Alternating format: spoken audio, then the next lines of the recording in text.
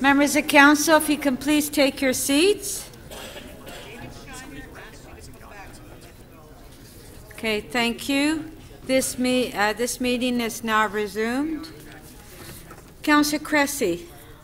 Thank you, Speaker. Just very briefly, we have some guests in the audience. I'd ask them to rise. I'd like to welcome today some doctors from Sick Kids, UHN, St. Mike's, Mount Sinai, and others. They're with Doctors for Safe Cycling, which is formed today. I understand they have a prescription for some of us involving Bloor and something we might or might not take. But today we're just here to welcome them and say thank you for being here.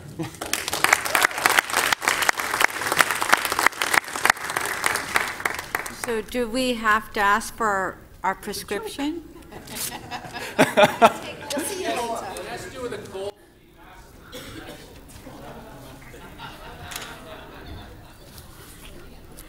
Members of council, I will now take the release of Member Holtz.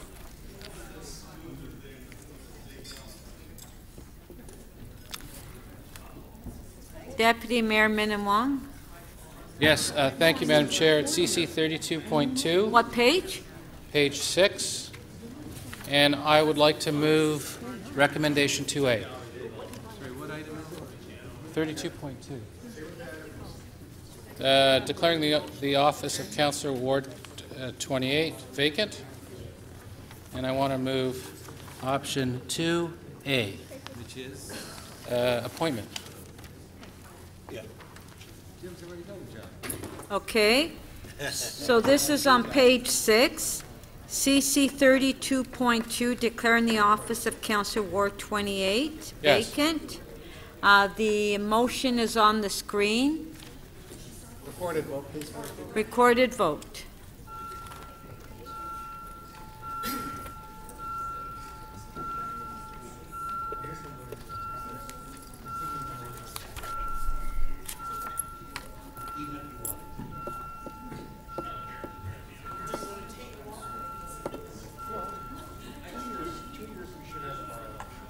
Councillor McMahon, please.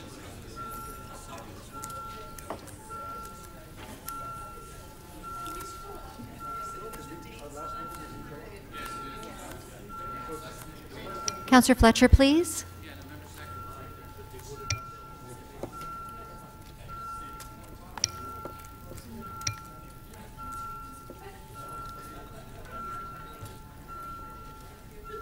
No, he's off.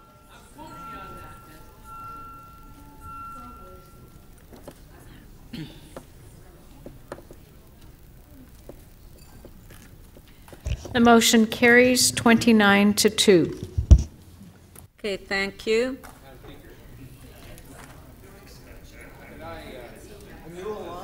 Mayor Tory. Could I just say, because I think there may be people watching at home that might not have been watching yesterday and wouldn't know, first of all, we have a legal requirement to do what was just done under the law, and secondly, we paid a tribute to our late colleague yesterday, and so I just would want people who are watching not to think that was all that happened in light of her passing in July, but we did do that yesterday, and there's actually a legal requirement we deal with this at this meeting, so we did in the proper manner. But I just want to make sure if anybody was watching and thinking they weren't very sensitive in the way that this just came on, it comes on because it has to come on. Thank you, Madam Speaker. Thank you. Okay, members of council, this morning we agreed to consider item ED 23.7 regarding the film industry in the Portlands as our first item of business after lunch. However, I must advise you that the Chief Planner has presented us with an interim control bylaw at this time. Under the council procedures, when the Chief Planner presents an interim control bylaw, City Council deals with the matter immediately before any other business is conducted. We will now proceed to that debate and return to our timed items afterwards. Councillor Shiner, you will have the motion to introduce the report from the Chief Planner. So, whatever you can show on the screen, do, and I will do that, because I don't have a copy in front of me. So that Council consider a report from the Chief Planner on an interim control bylaw. The nuclear option. Okay? Recorded vote.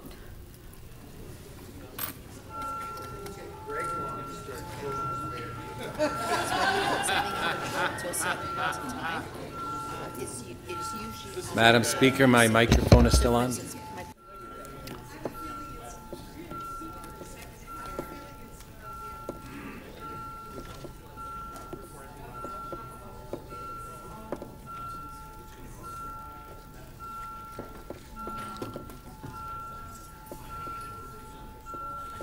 Councillor Crawford, Councillor Robinson, please.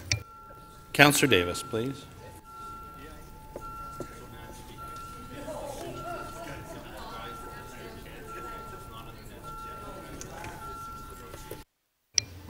Councillor Robinson, please. Okay. Councillor Robinson, please. May we have your vote? Thank you.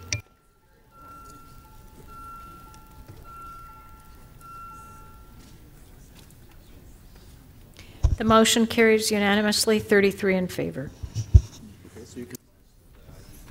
Okay, so the item is now being circulated.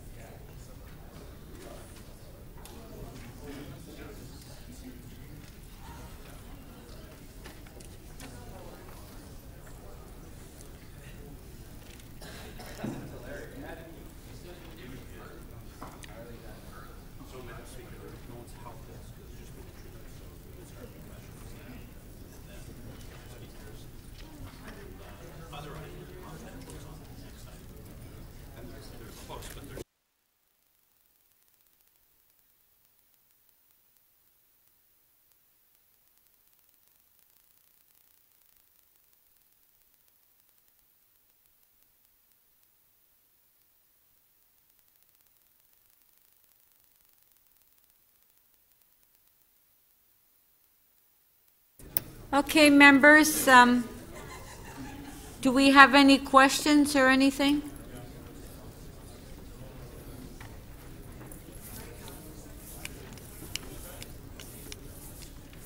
Do we need a few minutes for you to read them? Oh, Deputy Mayor Minnan-Wong, questions. All right, thank you. So interim control bylaws are a fairly heavy-handed instrument, yes? They are permitted under the Planning Act. We don't do them very often. That's correct. So it's a heavy-handed instrument. Yes? We've got an issue with prohibiting uses for a certain period of time. It's a heavy-handed tool in the Planning Act that we use judiciously to allow us time to study a planning issue as we are proposing in this instance. So it shouldn't be used all that often. Is that fair to say? It's not used that often, no. So my question is it true that when we put in interim control bylaws, normally, because it's such a heavy-handed instrument not used very often, we shouldn't be encumbering large pieces of land. We should be taking small pieces of land. Take a large piece of land is fairly dramatic, and this is I'm just looking at this. This is a big piece of land. So through the Speaker, in this area, the city's been undertaking a 4 to 5 year planning study, widely understood to be the Portlands Planning Framework, which has been considered several times at City Council over the last several years. The geography of the interim control bylaw covers a portion of that study area and aligns with the official plan vision that has been endorsed by City Council and is coming back for further consideration. So there's a strong alignment between what City Planning and City Council have already considered in the Portlands. As I said, it's a subset of the entire Portlands, and it speaks to areas of the Portlands in the future vision that will be places of employment for strategic industries, such as film production and other industries that the city is supporting in a go-forward plan for the entire Portlands area. In the recent history of interim control bylaws, have we ever carved off this much land? I think there have been different shapes and sizes of interim control bylaws. They may be different employment areas. They could take a linear shape along a street, for example. Madam Chair, I don't have a lot of time. Do we normally take these large pieces of land that are this large, where we're basically freezing so many properties? Do you recall? Can you give me another example? I think Can you give me an example where we've done that? I think Castlefield, Caledonia is a recent example. It may not be quite as large as this, but is a larger employment area. I see. So was Caledonia as big as this or smaller? I believe it was smaller, but it's still a significant. And again, it relates to Half the study size, area. Same size? I'm just curious because this is a big.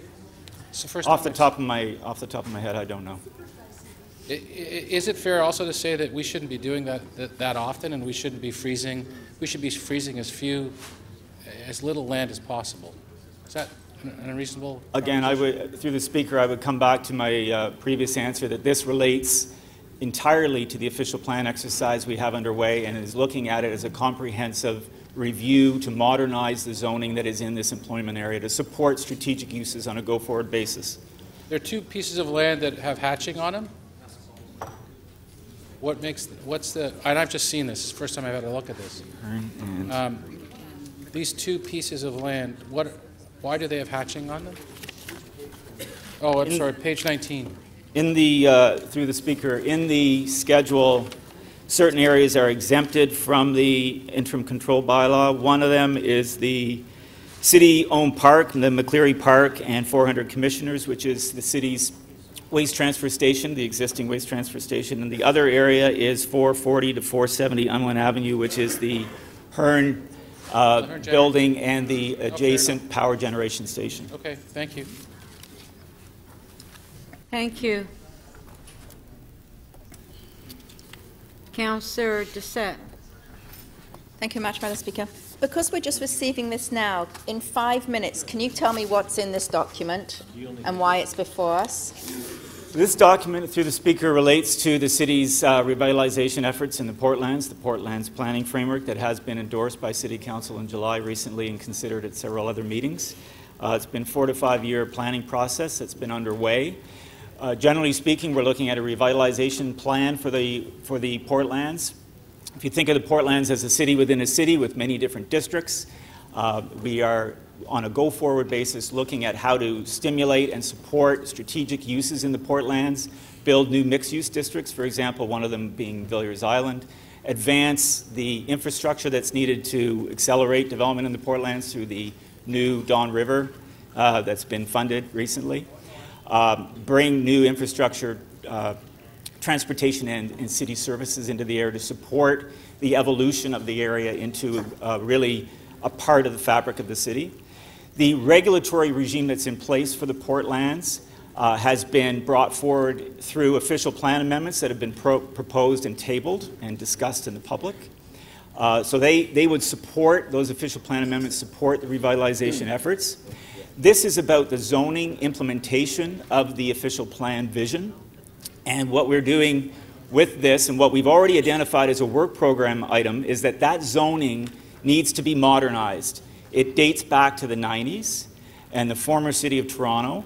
It includes a wide range of uses that we do not want on a go-forward basis in the Portlands, such as gelatin factories, all kinds of uses that don't exist in the city and would not be compatible and suitable with the vision on a go-forward basis for the Portlands. So this exercise is to hit the pause button, evaluate the use list that is down there, and allow us to bring forward a package of new zoning that's contemporary, that aligns with the vision for Council's consideration within a year.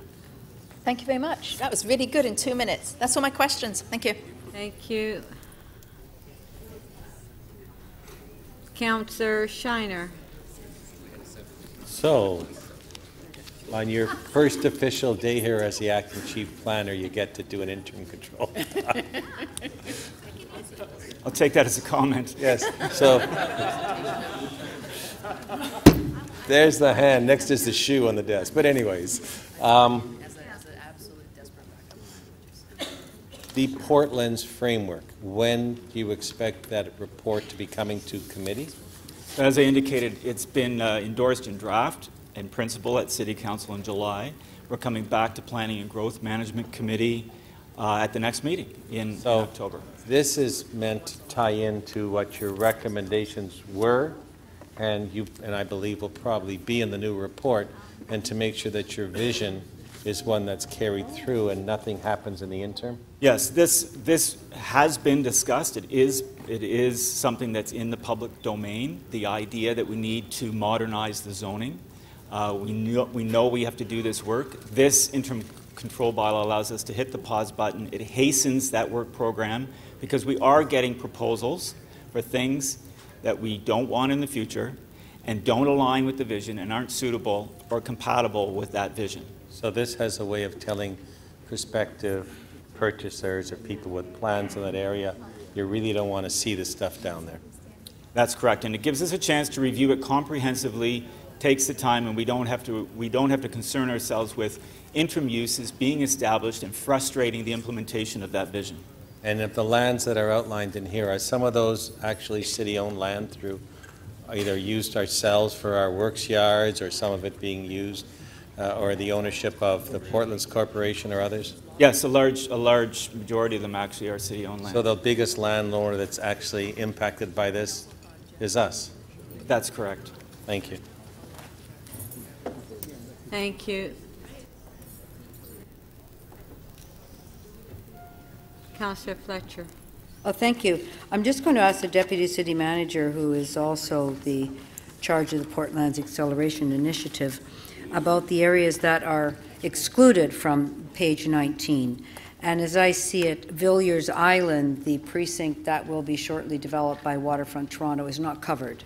That is correct, Madam Speaker. And their precinct planning will simply continue? You're not worried about any of these other uses being introduced in this area? That is correct. The ownership pattern and the known uses are not, it's not necessary to pass the interim control bylaw for this area.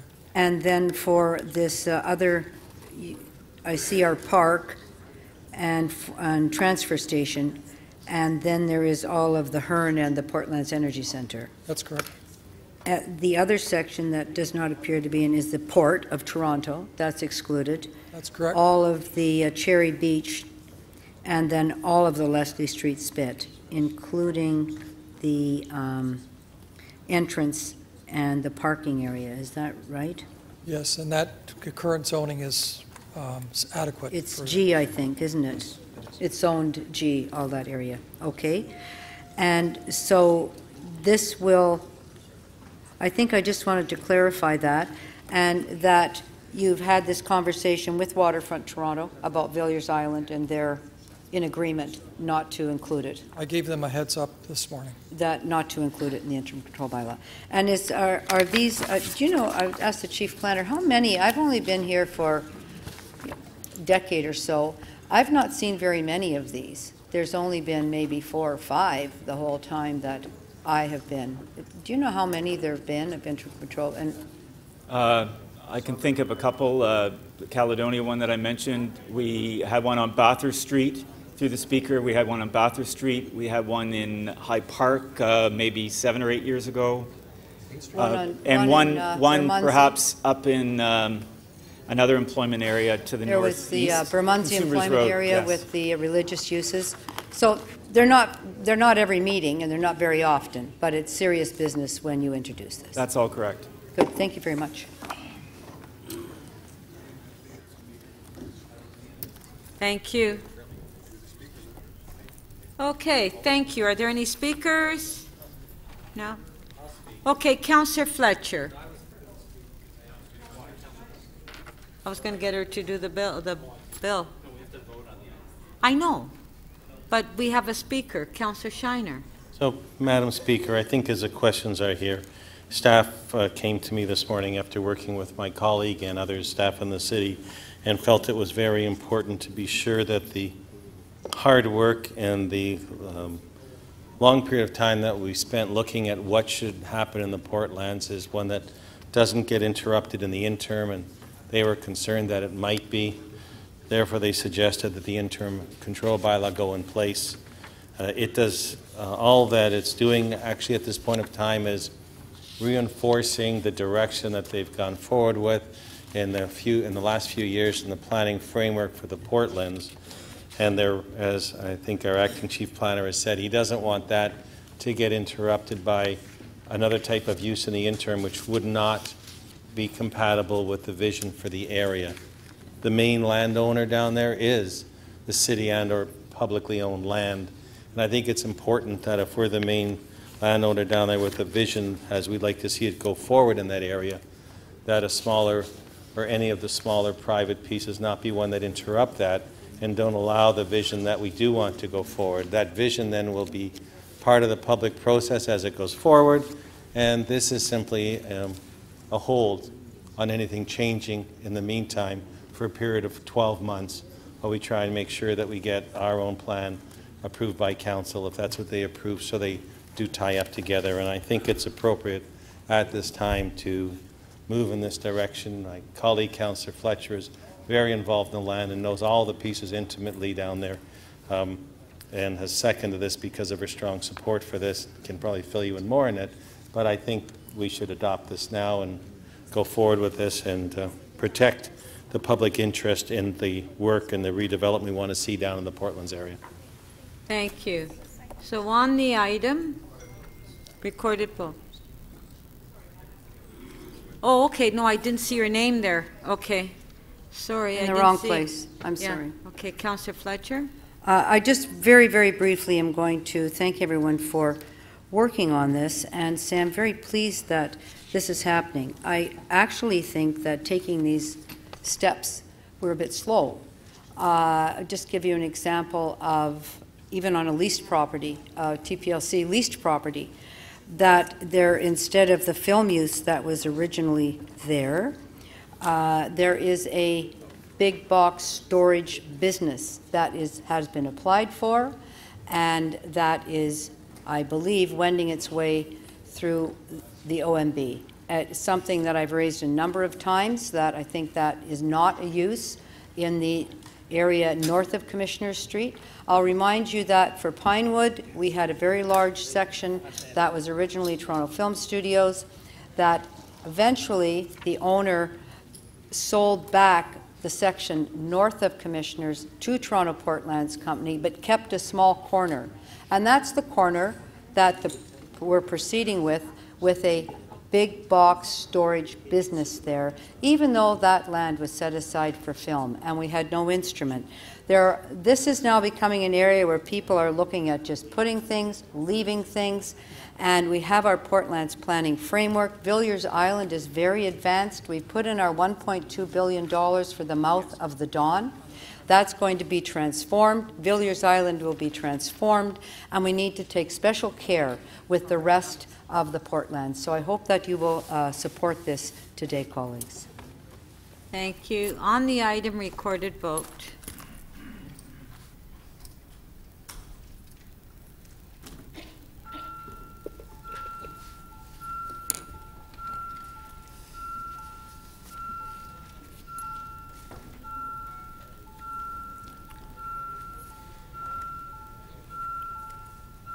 Councillor DiGiorgio, please.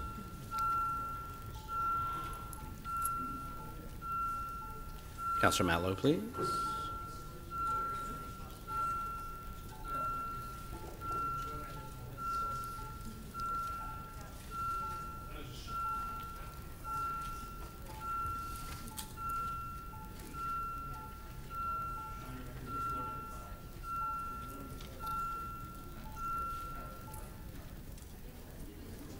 The item carries unanimously, 35 in favor. Thank you. Councillor Fletcher, you have a motion to introduce a bill. Yes, I do, Speaker, that leave be granted to introduce Bill 1111. Thank you. Shall leave be granted to introduce this bill? Recorded vote.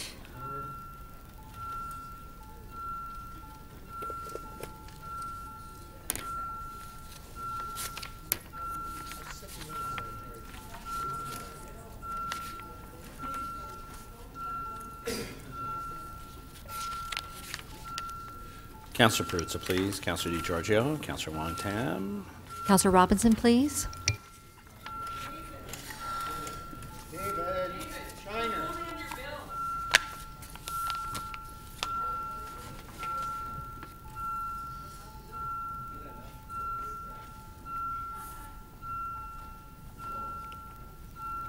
There's more.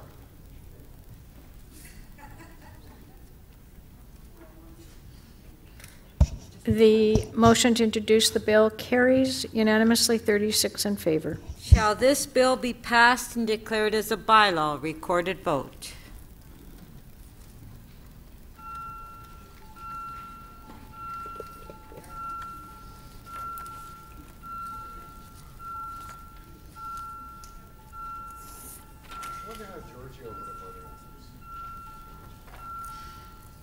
Who? Councillor Holland, please.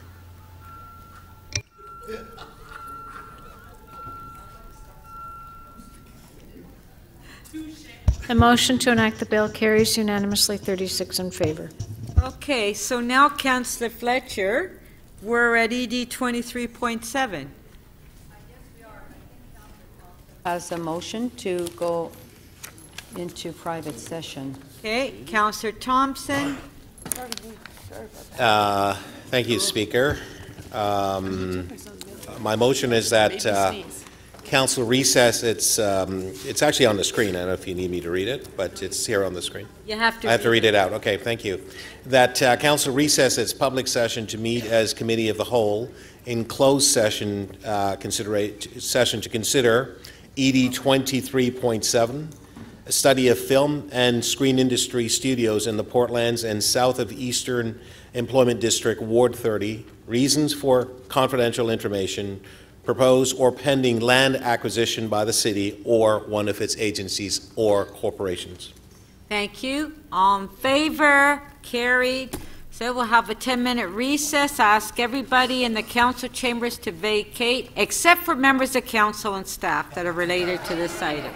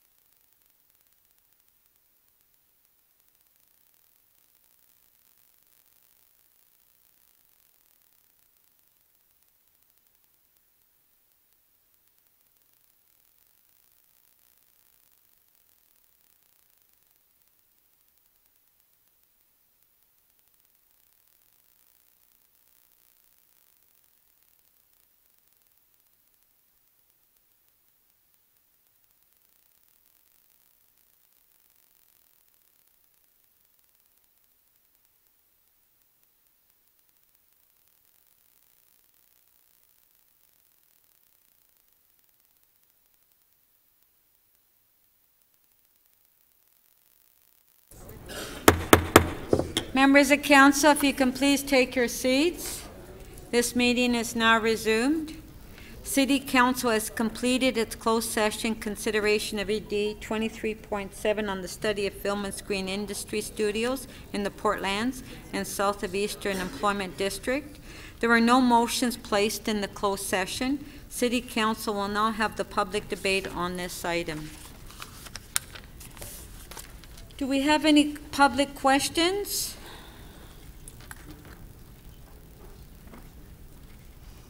Any public questions?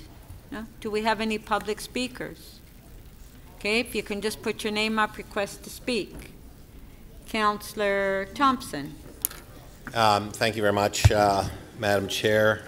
There is a motion that I wonder if staff could put that on the screen. Do you want me to read the motion, or can we consider that to be read? I don't have to read it. Okay, so the motion is on the screen, Speaker. I just want to draw your attention to, obviously, number one, that we're adopting confidential instructions to staff in the confidential item in attachment 1.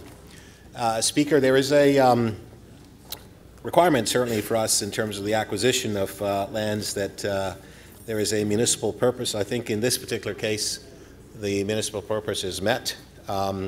We have a report that's the Hempson report that speaks to the study of the film and screen industry and studios in the Portlands and the south of Eastern Employment District. This is an area that is extremely important for the City of Toronto. It's an area that's extremely important for one of the sectors in the city. That sector is the film, television, and studios. We are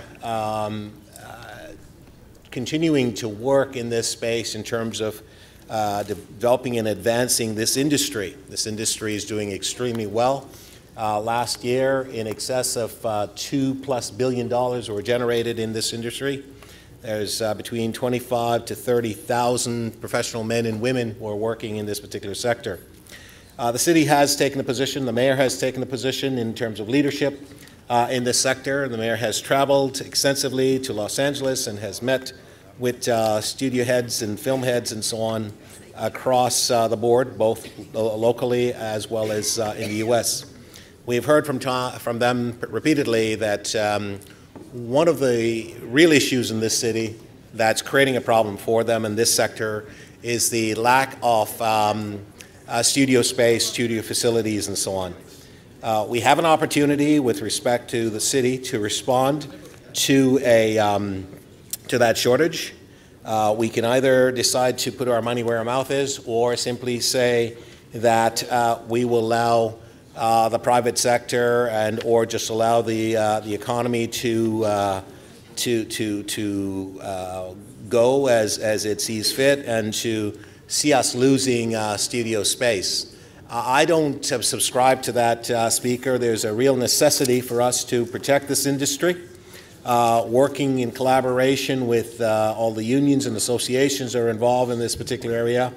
I believe that it's reasonable for us to look at this area in terms of the acquisition through our collaboration with TPLC for the acquisition of the land. I note that the TPLC President CEO, Mr. Krosovik, is here in the audience with us, and clearly he, and I know he has the confidence of this council to go and negotiate the acquisition of the lands that are necessary in order to protect what I think is extremely important for this city and strategically, and also to support this industry.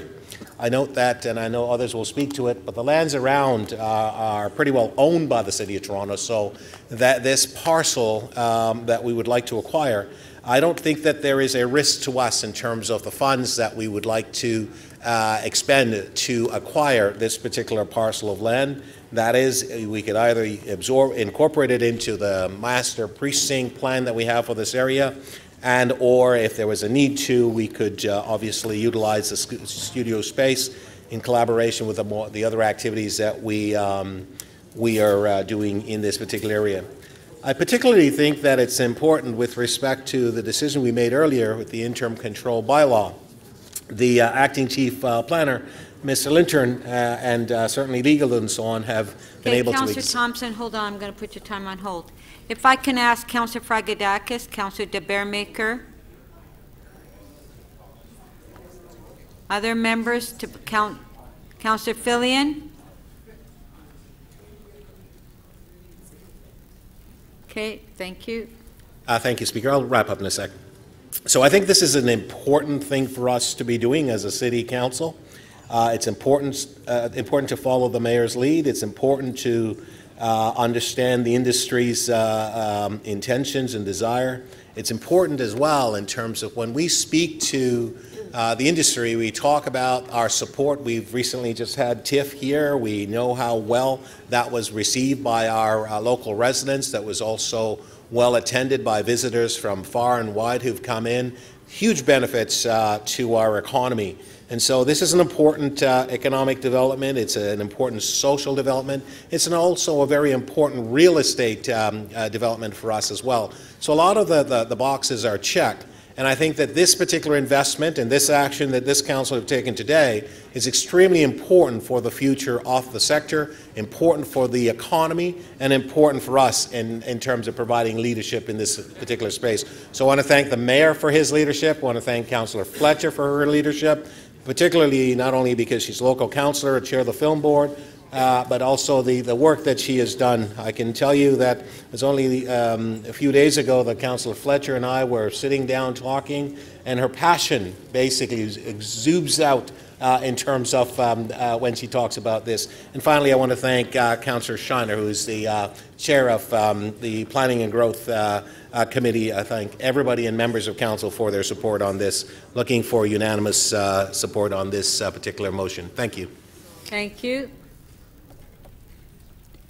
Councillor Fletcher to speak. Yes, I want to address the Hampson report, but I want to put it in the context of the strategic plan that the Film Board recently passed, this council recently passed, that included infrastructure, labor force development, cutting red tape, and the importance of film tax credits. And on top of that, I want to just say that our mayor is recognized by this industry, this $2 billion plus industry, as being a complete champion to keep this industry strong and keep this industry growing. And has often, I've heard him many times at meetings, and I know when he is on his meetings with producers and others, he has heard about the importance of infrastructure. We've all heard that people would like to come and film in this city, but they don't find enough studio space. So that has been one of the challenges recognized by the mayor, recognized by our film commissioner, recognized by our film board, recognized by ACDEV, that we have that really big issue in front of us to continue to grow our film industry. So this is why the Hampson report was actually put together, to look at what are the factors that are really important to a film industry, and what is required in order to keep building the infrastructure. And is it useful to have an industry that has clusters, or can you have an industry in film that's spread out many, many, many different single discrete locations? And the Hampson report has concluded that clustering is very important for this industry. We do have a significant cluster on the Portlands and south of Eastern, and we have a growing cluster on Kipling Avenue in Etobicoke. We have 2 centers. The Hampson report really looks at what has to happen in order to maintain that industry and that infrastructure in one of the important clusters in order to continue with our $2.2 billion and growing income from that industry. So I am very happy that it's in front of us, and I'm actually very happy that it's in front of us with ED 23.7A, which authorizes, I hope, colleagues, that you will authorize, you will support this report, which says we want permission to purchase land to support the film industry. That it would be a very big moment if somehow we were to be losing industries at the very moment that we need to be growing the industry. And if we have a possibility to do that, to intervene, to maintain strategic locations in the industry, we need to do that in all ways, shape, and form. And earlier, we are looking at making sure with our interim control bylaw that we are looking for certain land uses in the Portlands and not other land uses in the Portlands. And I think that I do have to thank the mayor's staff, the deputy city manager, head of economic development and planning for grappling with this, because we are in a position where we could be in very big trouble in our industry very shortly. So this will authorize city staff to intervene. We are giving ourselves and our staff permission to purchase land to support the film industry in our city, in the Portlands, and I certainly hope we will have a unanimous vote for that. Thank you. Are there any further speakers on this item? Okay. Mayor Tory. Well, Madam Speaker, thank you. I understand Director X, there he is right there. Director X, you may not know, but Director X is in the House. He's right there. Please stand and be recognized. This is one of our best known and precious assets in the film and video industry in Toronto. Does a lot of work for Drake and many others in terms of things that are done in Toronto, and he is one of the people, and all the people who work with him, that we're trying to keep busy and employed and happy to be working in our city. And so it just so happens he's here for another meeting, and I want to recognize that you're here and thank you for the work and the credit you bring to Toronto, and then really tie it into why we're here today on this matter. You know, I started reading a book yesterday, and it's a book written by Daniel Doktoroff, he was the Deputy Mayor of New York under Mayor Bloomberg. And he has, what's that again? He has there's some sort of noise over on the other side of the chamber, Madam Speaker. I'm not sure what it is. He talks in here about the film and television industry and says that when he first arrived at City Hall in New York after Mayor Bloomberg was elected and he was appointed, that there was a great sort of kerfuffle about the fact that American Psycho, a movie starring a young Christian Bale, a murderous investment banker in Manhattan, had been produced as if it were in New York, but where had it actually been filmed and shot? In Toronto. And that they decided at that moment in time that they were going to get serious in New York. And so they went out and talked to the industry and asked the industry, what is it that is causing you to be elsewhere than here when this has got to be the greatest place in the world to especially shoot movies that are meant to be set in New York? And they said, the industry said three things: costs, facilities, and service, by that customer service. And it's interesting because they then set about a whole plan that involved the investment by the city of tens of millions of dollars on the facility side of this. They tried to buck up their customer service, and I'll say however well they've done, they don't do it as well as our staff here do it. And with respect to the costs, obviously that's something that is spoken to by the fact they created and increased the financing for a tax credit system, not unlike what we have here in the province of Ontario.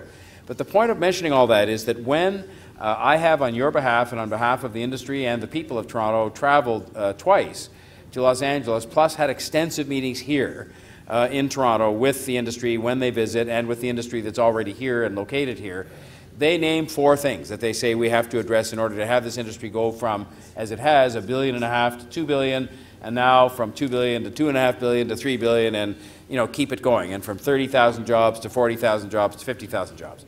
The first thing they say, as all good business people and creative entrepreneurs would say, is don't mess with the money. And that's mainly a message for the provincial government. Do not mess with the tax credits. Leave them as they are, because they tried to mess with them a couple of years ago. The second thing they mention is talent. And they say, could you please do some work to make sure you deepen and broaden the pool of talent that exists in Toronto. It's great already, but it needs to be bigger if we're going to have more productions. And I will tell you, we've done excellent work with the complete partnership of the unions involved, because they're actually doing a lot of the training to upgrade the overall skill level of our workforce here in the film industry. The third thing they talk about is customer service. And we're taking a lot of steps to deal with that, and we go from excellent to better than excellent. And then finally, and it's not the last thing they mention, it actually comes tied with the money, for most important is facilities.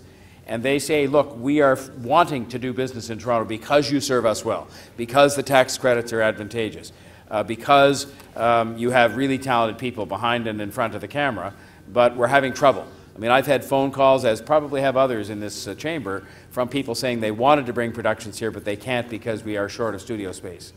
And the report says it, that we're speaking to here, but I will also just say that emphasize what it says, which is we need to protect what we have and have new studio space, and we need to protect what we have in one of the clusters where we have it, which is in the east side of the city. It's an important strategic cluster for us in terms of consolidating talent, and close by a lot of the favorite shooting sites of the movie producers. A lot of their favorite shooting sites are close to the east end of the city, to downtown, and they like doing business there, and they find that very convenient for them to have the two things juxtaposed very close by each other.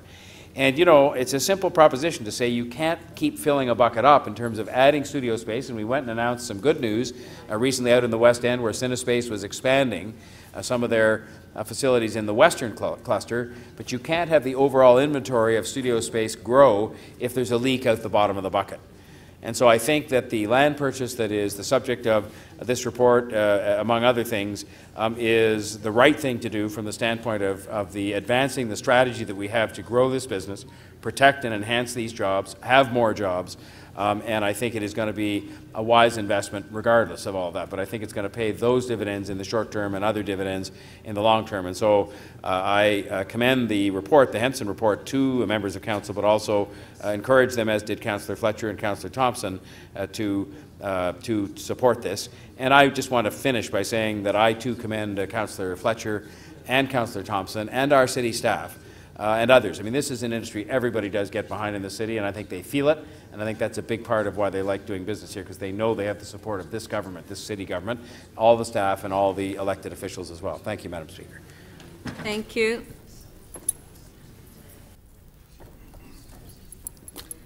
So if we can put the motion on the screen, please. Recorded vote.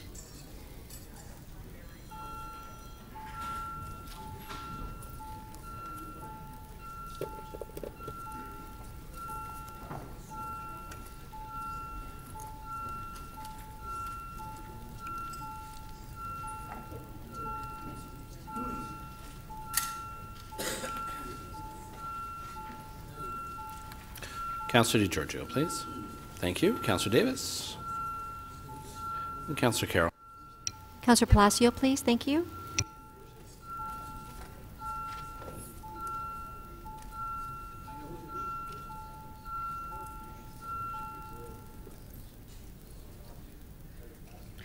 The motion carries unanimously, 37 in favor. Item as amended. All in favor? On favor, carry. Thank you.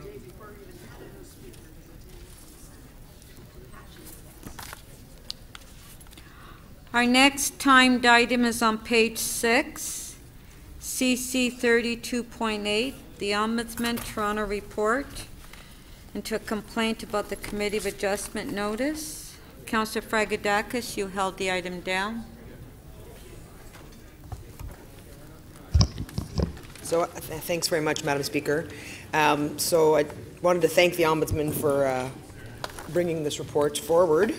I noticed items 8 and 9 in your report, which read that staff explained that in order to generate the notices, they used Geographic Information System software to generate a list of all addresses within 60.2 meters of the subject property.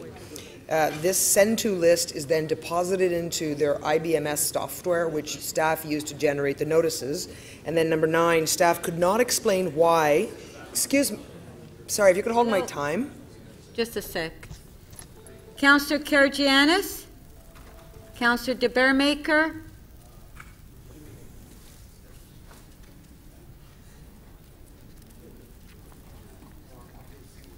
Okay. And said staff could not explain why 20 properties were not captured by this process. To test the system, they recently recreated the send-to list. All 77 properties were properly captured this time. So there is some sort of glitch in the system and or software that we cannot recreate and therefore cannot fix. Is that correct? It's not entirely clear whether the glitch was in the software or whether perhaps it was an employee error. We were not able to recreate, as is noted, that neither the committee staff nor the city IT staff who looked at this problem were able to recreate the problem. And when they regenerated the list that should have been generated in the first place at both locations, both at the committee and in city IT, the proper list came out. So we couldn't pinpoint, they couldn't pinpoint an IT problem per se.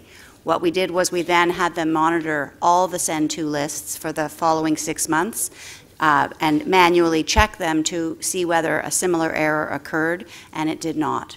So you just said that you also think that this possibly was an employee error. We can't rule that out. We don't know what caused the problem, is the bottom line.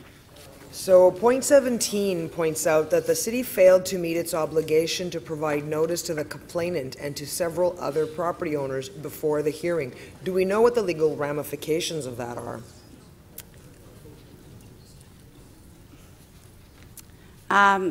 Well, the legal ramifications are that a member of the public did not get the notice to which he was legally entitled, and therefore lost the opportunity to participate in the Committee of Adjustment hearing process.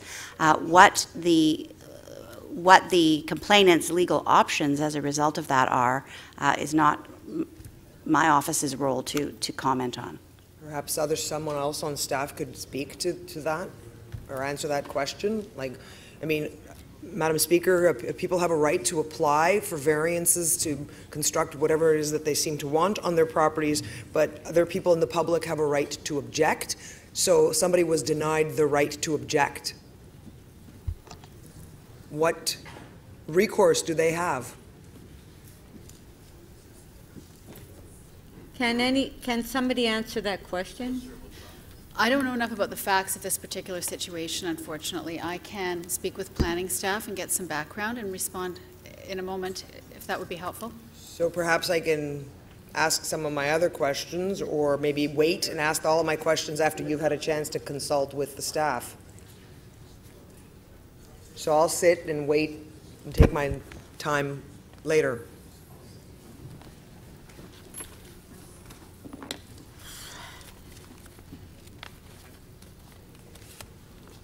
So you. My other questions are also about a document that's been. Councillor Fragedakis, do you want to finish asking your questions then? Well, one of my questions is for legal to comment on something. So she's now busy talking to the Committee of Adjustment staff. Okay, so they. So can I stand my questions down and wait? Yeah, I guess so. I guess these questions could have been asked earlier, so they could have been prepared for the answer. So, okay. Councillor Robin, I mean, what can we do? If there were specific questions for other members of staff, we should have told them in advance that we wanted them to be here to answer the questions. Councillor Robinson. Thank you, Madam Speaker. I want to thank the Ombudsman for this great report. I think it really highlights a problem that we have, an ongoing problem we have, and I wanted to ask planning staff. I'm one of the top 3 COA application, I think it's Councillor Fillion. He thinks he's number 1 on every front, but especially COA. And my colleague to the west, physically in the ward, Councillor Carmichael Greb, is in the top 3. So these issues are very important to us. I've moved a smattering of motions on the COA and improvements over the last couple of years. The audiovisual, some of that has happened, but I know a number of them haven't been addressed or in play. Can you address that? Specifically, I've moved motions on notification. That's why I'm bringing this up on this issue. Through you, Madam Speaker. Currently, the notice requirements for the C of A are 60 meters. However, if it's a house form building, the Planning Act requires only 30 meters. But the City of Toronto routinely or always circulates 60-meter distances. You are correct, Councillor. In the past, you have raised the issue by looking back on reports at expanding that notice area. The department has previously looked at that and has advised committee and council that they did not feel it was necessary because the majority of issues, if not all the issues, are captured by the current notice distance. Through informal surveying that we've done, almost all C of A variance challenges or issues relate either directly to the property adjacent to the one before the committee or across the street. And our advice to committee and council was that we didn't think expansion beyond 60 meters was necessary, but we have kept it on our work plan for something that we are going to revisit. And also, I had, like I said, I think it was a page and a half of requests. What about getting them out earlier? That has happened, is that correct? Or is that still in the works? Getting the notifications out earlier than we were years ago. Has that still not been addressed?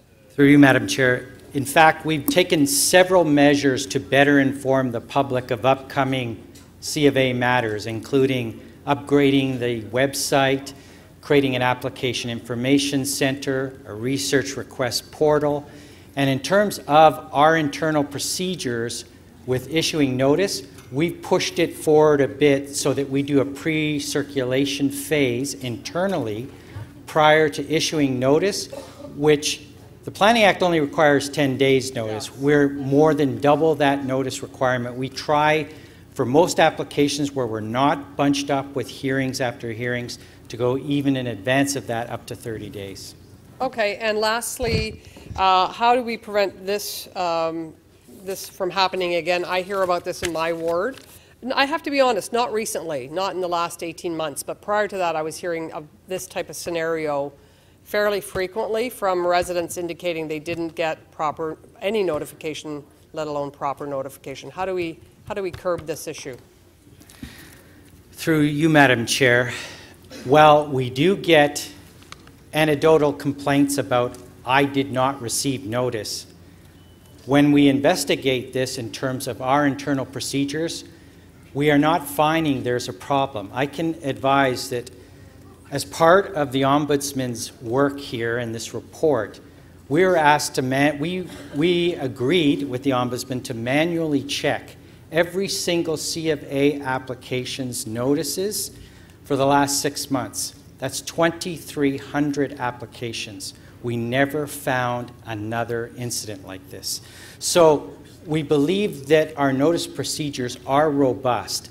When there's anecdotal complaints about I didn't receive notice, we investigate those, but it's my summation, it's not a systemic or internal process problem. Thank you for those responses.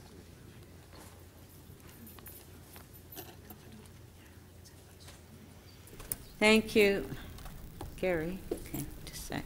Councillor Kelly. Thank you, Speaker. My first question was going to be along the lines of the previous question. That's with respect to notification. If I read your report accurately, whenever they ran the computer, the name came up. Is that correct?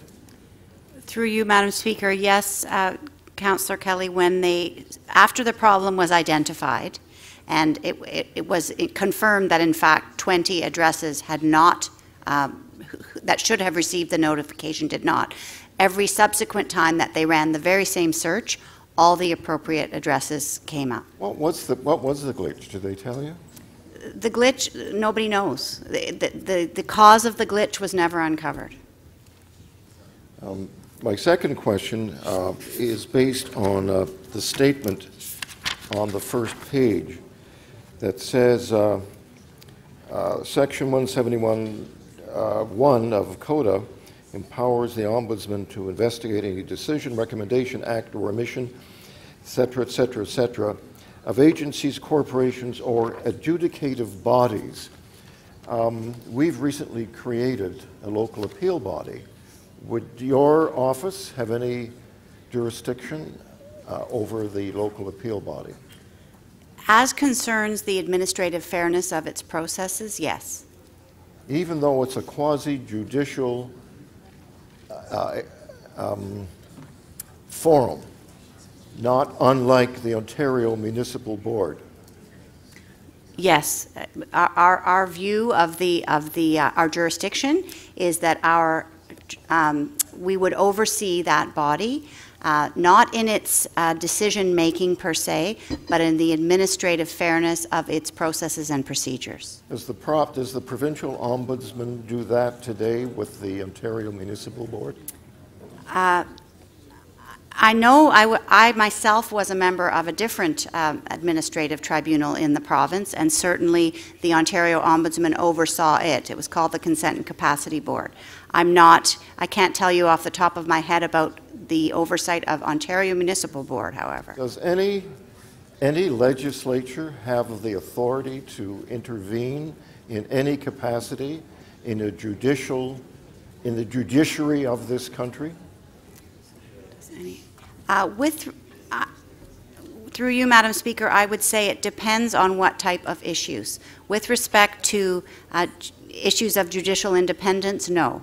But with respect to the way that the organization is run, so for example, the way the court system is run, I would submit that there would be the potential for oversight of the kind that we're discussing. You wouldn't be surprised if there were a legal challenge to your relationship with a local appeal body. I'm not even... Okay, can we just Madam Speaker, I don't know I'm whether sorry, I'd be hold on. We need to keep to topic here. We have an item on the agenda that pertains to one incident that happened. We need to ask questions on that. If we're going to reopen the whole Committee of Adjustment and notification, that's a different topic. I'm not discussing the Committee of Adjustment. Yeah. I'm discussing an organization that replaces one of the functions of the Ontario Municipal Board. This is an appeal body that we've created. But that's nothing to do with this, No, but the statement in the front page of this report says that the Ombudsman has the ability to supervise any decision, recommendation, act, or omission of adjudicative bodies of the city. Well, So I was merely asking questions based on the report that's in front of us. Nothing but it's more. not. But I understand, Councillor Kelly, and maybe that was my last question, Speaker. Yeah, but maybe we need to have another discussion on that. But today we're discussing specifically a complaint that came in from a Committee of Adjustment on a particular complaint. That's what we're asking questions on. So if we want to talk about the whole procedure, then we should bring forward a report at another meeting, and we can discuss everything about the Committee of Adjustment, the panel, whatever we want to discuss. So right now we have this item on the agenda. Councillor DiCiano. Thanks, Madam Speaker. Just a quick question, I guess, for staff. I read in the Ombudsman's report, number 11 was that staff advised the period to appeal the committee's decision had passed, and they did not have the authority to revoke or alter this decision. So, but my understanding is once something is passed the committee, there's another letter that goes out to residents to let them know that there's an appeal process. Did the second notice fail to be delivered as well? No, it's not. I'm not asking if it was appealed. I'm asking, do we not send a second notice to the surrounding neighbors saying, this was a decision of committee. If you want to appeal, this is how you go ahead and appeal. Or you've got so many days to appeal. Is that correct? Through you, Madam Speaker, that was not specifically subject of this investigation, but because we found there was only a one-time incident that first time that occurred, all we can say right now is assume that all were notified the second time the notice went out to all 77. I can't definitively tell you whether it did or did not, looking back now. Okay. Because I guess in the report it says that, because that makes a difference, because if they would have received the second notice, then they would have had an opportunity to appeal the decision. So, am I wrong on that? I'm told that the only people that get the second notice is those that showed up at committee. That's true?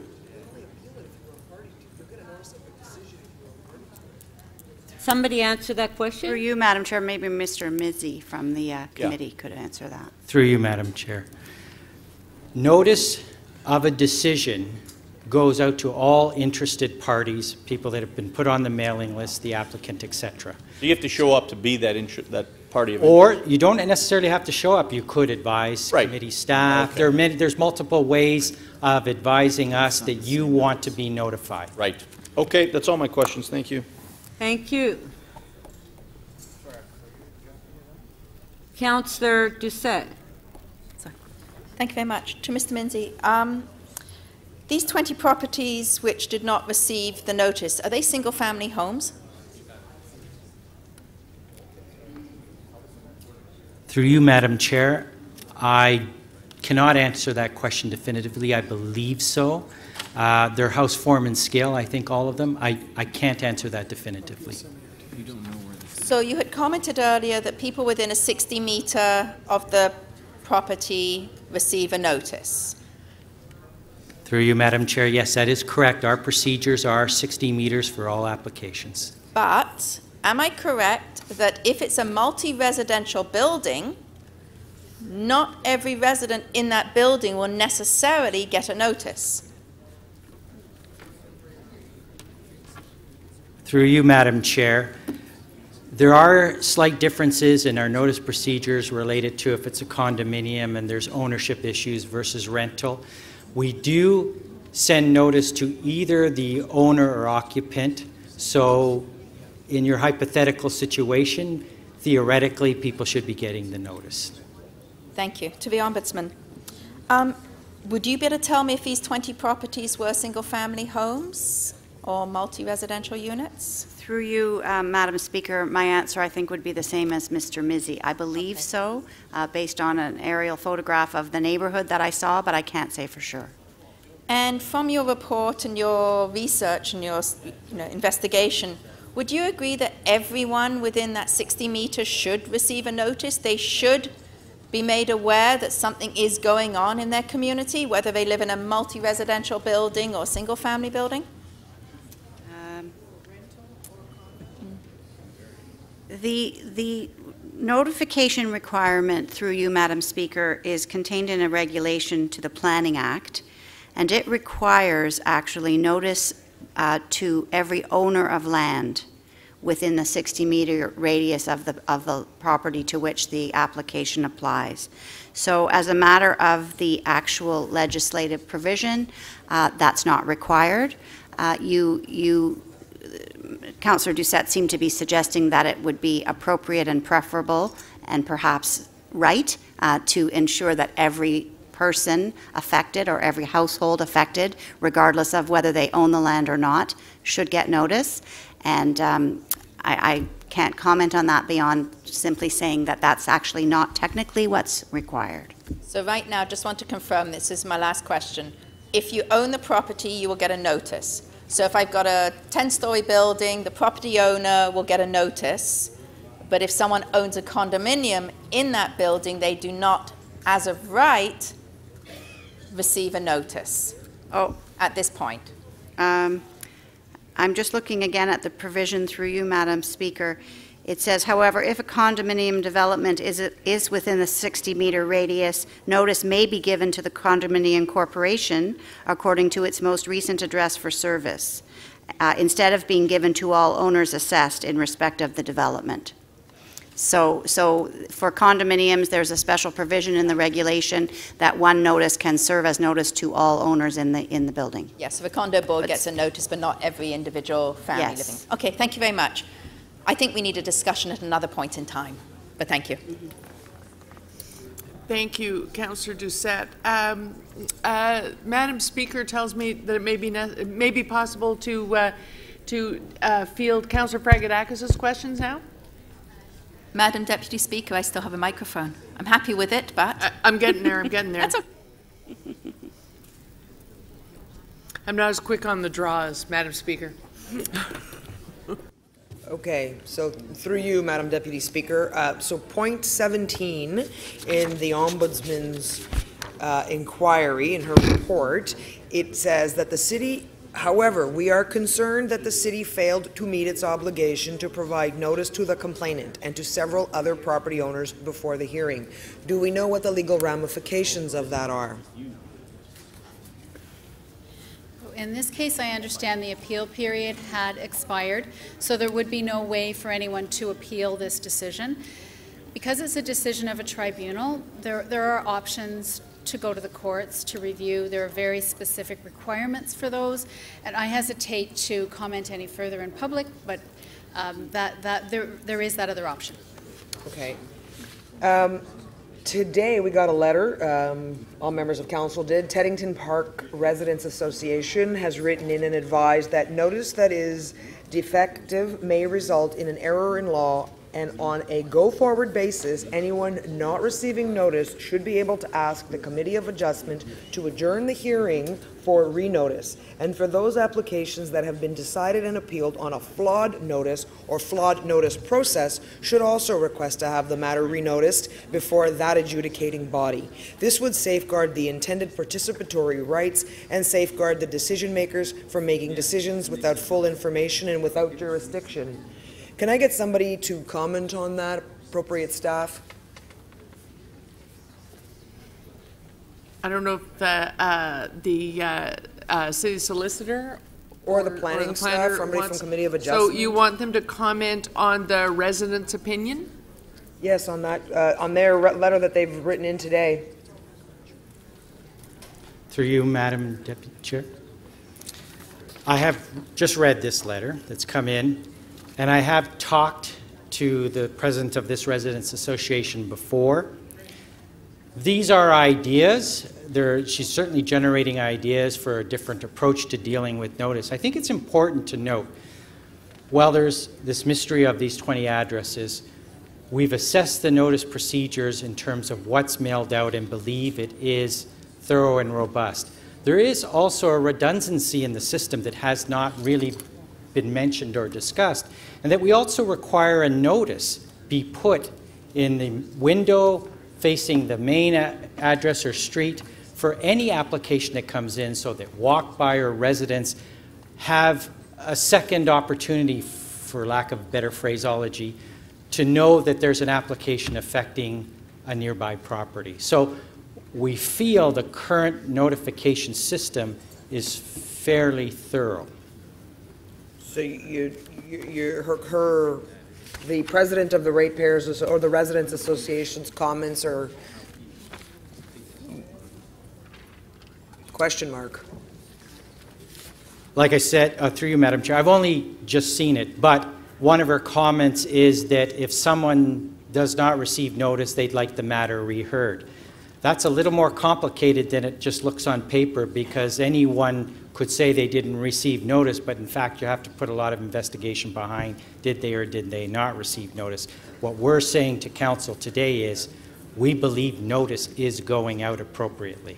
Okay, so that residents association, a residents group also says that the administration of the C of A process should be returned to the Committee of Adjustment, including maintaining independent Committee of Adjustment files, and the IBMS system that was the C of A's supporting system should also be reactivated. There's been no authority to change the technology or the underlying system, especially when it worked. A dependable and reliable system also provides safeguards to Committee of Adjustment staff, as they are required to sign affidavits. Excuse me, sorry, to attest to the fact that proper notice was given on appeal. I know we've had a problem of late, at least I have in my office, of getting information from the Committee of Adjustment. I'm just wondering if you have any sense if the previous system was more reliable. Councillor, I'm going to have to call that your last question. I don't know how much time you had on the clock That's before, fine. That's but my last I've given you the better part of 5 minutes. Thanks. Through you, Madam Chair, I do note that this constituent or resident states that there was a previous technology in place, that we've changed that. We have not. The system we have been employing for years is a suite of Amanda based on IBMS, Integrated Business Management System, and it's constantly evolving and we enhance it, but the base of the system has been the system that city planning has used for years. So I would say to this resident that we have not altered the technology we use except to improve it and build it up. Okay. Thank you. Okay, thank you, Councillor Fragadakis. I am seeing, I scrolled too fast. Councillor DeGiorgio still hasn't a question. Councillor DeGiorgio? Hang on a sec. There you are. Thank you. So I believe, well, I should say I believe that the notice system that we have in place is more than just one way of notifying people, and it, by and large, it works very well. And I think, as the report of the Ombudsman indicates, we had a one-of kind of situation where the technology sort of didn't quite work, and therefore ended up generating an outcome that was not, I guess, fair. Notwithstanding that, I want to focus on the outcome for a moment. If two things. Suppose, rather than an adequate notice system, suppose there was an actual omission. Somehow, for example, I'll give you an example. Person in my ward or in somebody else's ward is notified of an application, and they're told that the application will be heard at 3 o'clock in the afternoon. The reality is that the committee, for whatever reason, deals with the application at 1 o'clock, makes a decision, and no, this is a true case situation. They make a decision at 1 o'clock. Councillor, I'm sorry to make a face, but the last thing the speaker said before leaving this chair was try and keep them on topic, and we're really talking about whether or not the notice got mailed out for a statutory day. What I'm trying to focus on is when there is an actual omission somehow. In other words, there's an error, not a glitch in the system that you couldn't predict, but there is an actual error where somebody sends out a notice that the item will be heard at 3 o'clock, and instead the item is heard at 1 o'clock. So there is a mistake made. Now, somebody shows up at 3 o'clock, the decision's already made, and has no recourse. As a matter of fact, I'm not even sure that, well, I guess they could appeal the situation, but they wouldn't get any support. Yeah, so my question is if an error is made, and there is or is not a remedy in place, like an appeal, how do we deal with a situation where there might be a remedy or there may not be a remedy? Should there be a remedy? That's my question. Should there be a remedy that generates a fair outcome? Madam Ombudsman. That's a horrible question to ask. I'm sorry, Madam. Through you, Madam Deputy Speaker.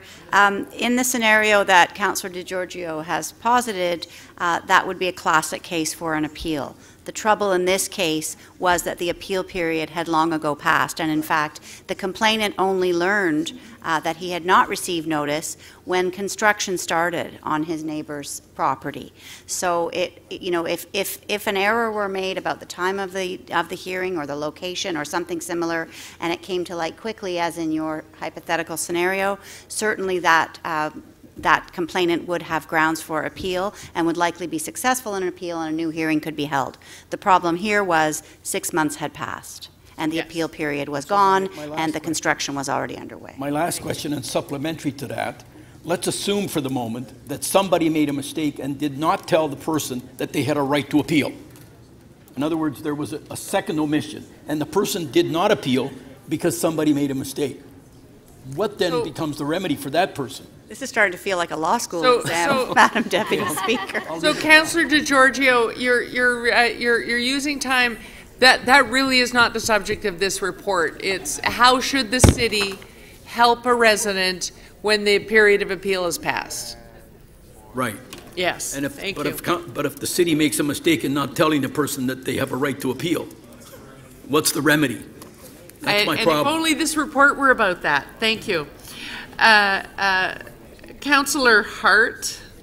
Thank you, Deputy Speaker. To the Ombudsman, from what I've read, you found unfairness in this instance because some people weren't notified. But given all of the checks and balances that staff put in place and the inability to duplicate what had occurred, did you find any unfairness in the system or just in this one instance?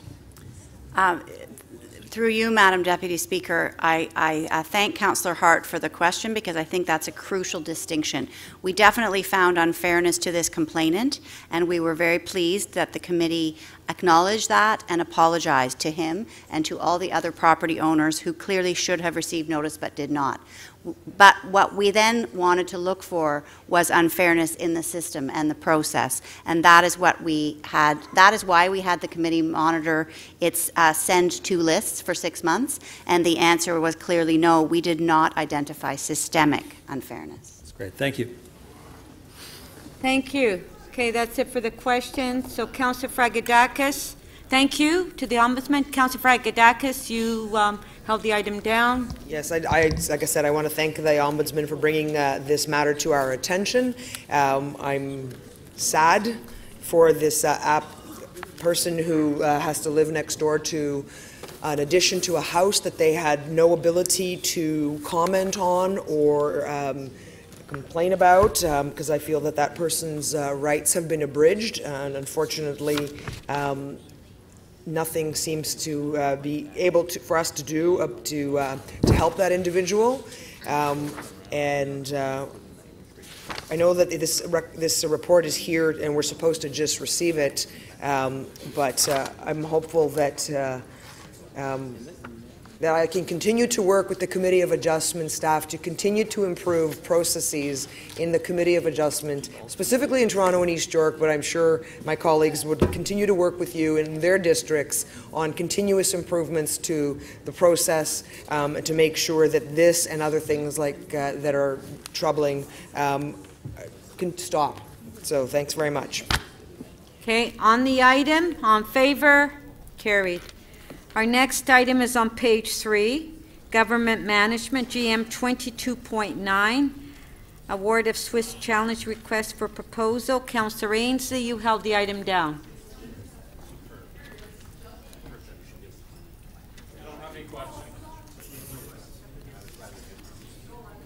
Are you just going to move it? I'll move it. Okay. On favor of the item? Carried. Page 3, GM 2236, request to revise the Ontario Provincial Offences Act. Councillor Holyday. Do you have questions? I do. Thank you, Madam Speaker. I guess to the City Solicitor. To the City Solicitor. I believe, and I may be corrected in a moment, but I just wanted to focus on item number 2 in the motion from the committee, which suggests that Council petition to the province to eliminate the 75-day time limit to pay a ticket. And I wanted to know what the impact was on our ability to collect this money through the denial of relicensing or denial of plate renewal, and why this is really important to think carefully about this particular element. Through you, Madam Speaker, the 75 days is a time limit after which a person with a ticket can be deemed not to dispute it. There can be a conviction entered, and that feeds into the plate denial. So we do require a deadline to be able to coordinate with plate denial. So for further clarity, I understand, I think the committee's intention is to increase the idea of customer service. But do we weaken ourselves as a city by doing or encouraging this change? Do we weaken our position to, in fact, collect the money and perhaps weaken the amount of compliance with paying fines?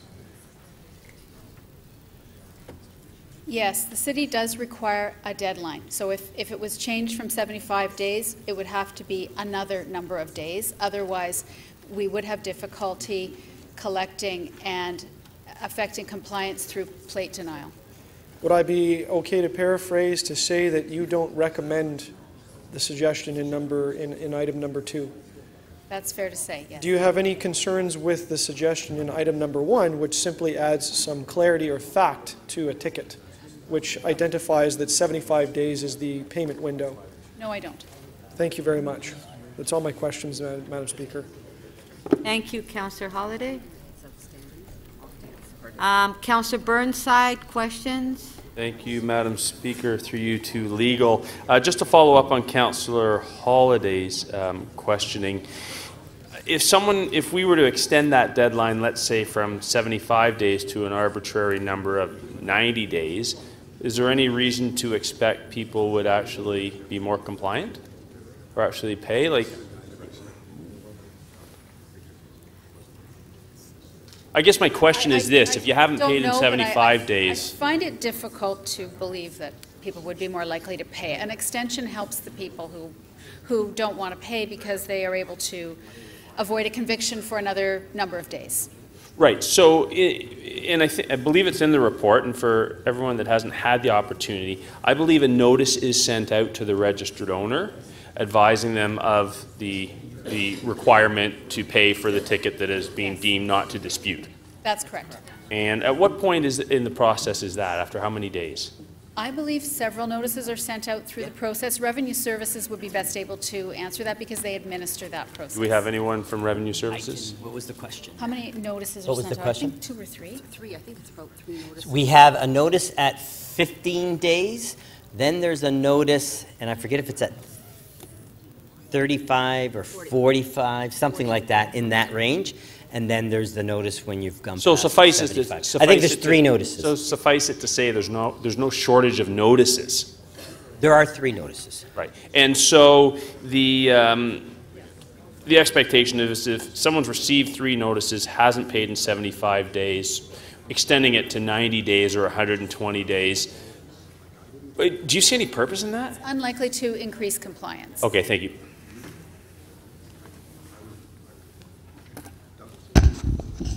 Thank you. Councillor Holliday to speak. Thank you, Speaker. I will be very, very brief, just consulting with the clerks.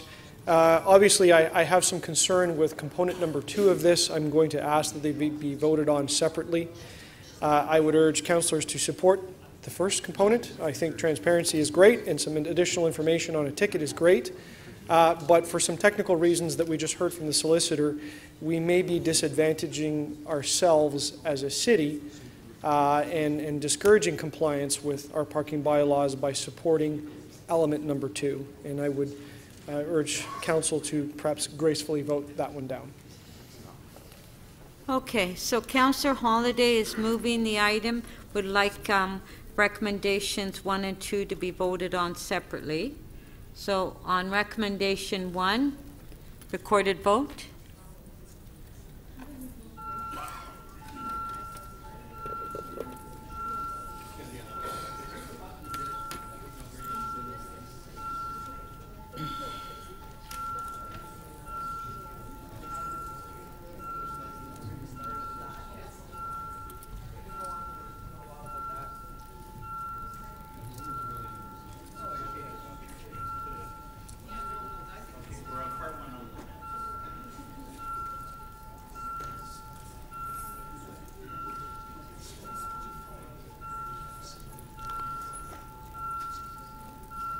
Councillor Davis, I see your name up there. Did you want to speak on it?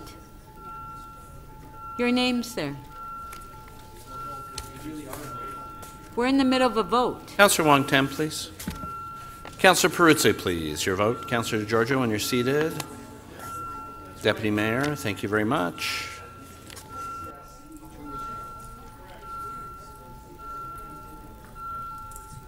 Councillor Peruzzi, may we have your vote, please?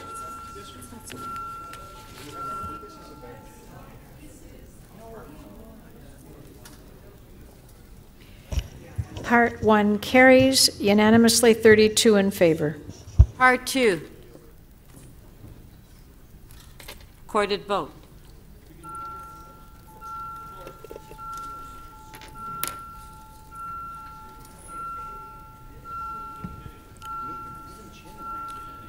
Councillor DiGiorgio, Councillor Peruzzi, Councillor McMahon, Councillor Wong-Tam, please. Councillor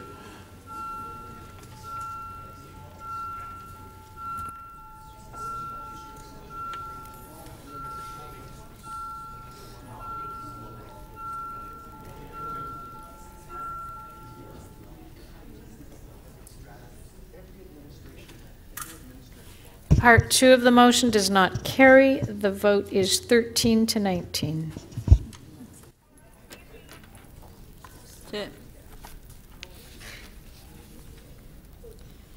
Okay, our next item is page 4. Licensing and Standards LS 21.2. Councillor Palacio, you have questions to staff. Yes, I do, Madam Speaker. To the Executive Director of Municipal Licensing and Standards, there are some technical amendments to recommendation number 5, and with regards to that recommendation and also the changes, and to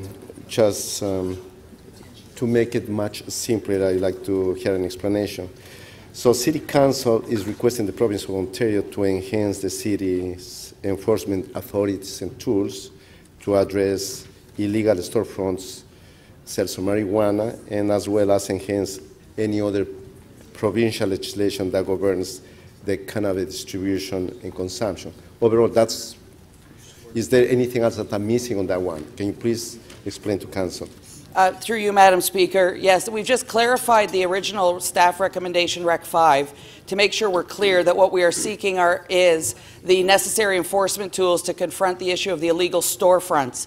There was some concern raised that the original wording of the recommendation may have been leading us towards recommending certain aspects of criminalization. That was not the intent. So we provided this revised wording that I believe you'll be presenting to make sure that we're clear that we're looking for the enforcement tools to ensure we can combat illegal marijuana storefronts or illegal cannabis storefronts and drive the patrons to the legalized, regulated regime. Great. Now, in terms of further discussions, how essential is for the City of Toronto to be part of the decision-making and when we are dealing with home cultivation of cannabis, and I'm referring to our friends in Ottawa as well as in Queen's Park, how essential is for the City of Toronto to be part of the discussions and before any legislation is passed? Through you, Madam Speaker, I can share that we have been engaged somewhat through the federal task force and through the ongoing discussions that have ensued.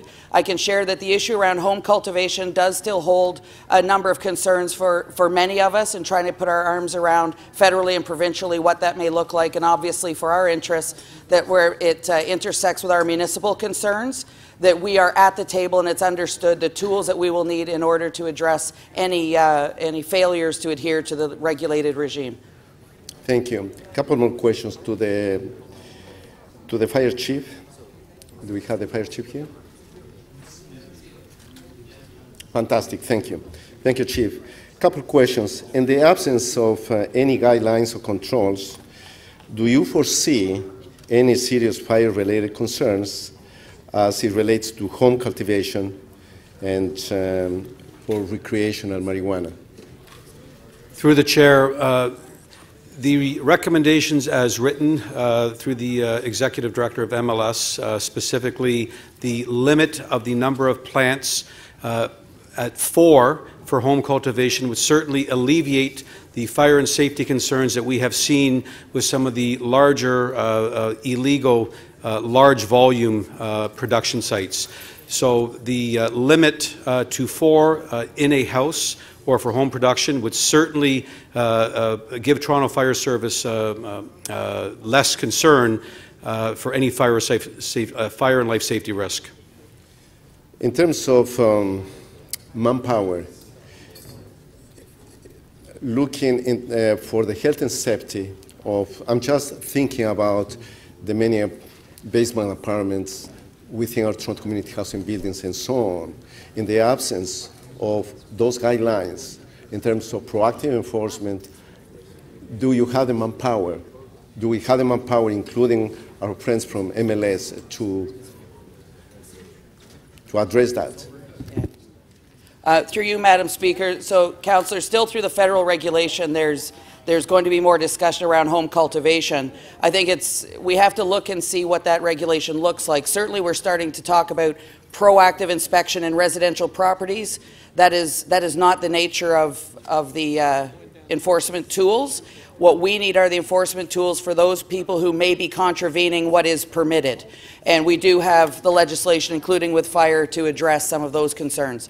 So we are not proposing a regime where we are proactively inspecting home cultivation of lawfully permitted amounts of marijuana. of cannabis. Thanks so much. Thank you. Councillor Thompson, questions? Thank you, Speaker. Through you to staff or Ms. Cook. Have you looked, so we are supporting the provincial plan with respect to the retail model that the province has put in place? Through you, Madam Speaker, yes, that is our proposal. Why? So it was also echoed in the Medical Officer of Health, who I'm glad to have here, and the Board of Health, that approach. The dialogue around the legalization of cannabis for non-medicinal use has very much been focused around harm reduction, the protection, safety of our youth and the public writ large, and we feel that a provincially operated model at this point, as we are learning how to address this new world of non-prohibited cannabis, is the most responsible approach to take. There's been a lot of discussion about what these models should look like. We know other jurisdictions have done it in other ways. And some of the feedback that I know the provincial government and federal governments have heard through those sessions is be careful, take your time, be deliberate. We want to make sure that we're moving people into a legalized, regulated regime and doing what we can to combat the illicit market. And that's going to change through that model, is that what you're saying? Through you, Madam Speaker, that's certainly the belief of many of us, that a very deliberate and controlled manner of distribution of legalized cannabis in a regulated, legalized regime, that this is the appropriate steps to take. I just want to be on the record to say that I disagree, and I don't think that will be the case. But my next question for you is that with respect to where people can utilize or smoke cannabis, is the provincial regulation or provincial suggestion that it will only be in private residence? Through you, Madam Speaker, there is the announcement from the province did speak about prohibiting the consumption of recreational use cannabis in public spaces, which would relegate that use to private places. However, they did also note that there's an ongoing dialogue in respect to places of consumption, as well as a distinct... Would that be lounges then? It could be. That's not been determined yet, but there's also a discussion around consumption of cannabis for medicinal use and whether there ought to be exemptions for that versus recreational. So there's still a lot of work to do on that. I wonder if the medical officer of health, through you, Madam Chair, would speak to this.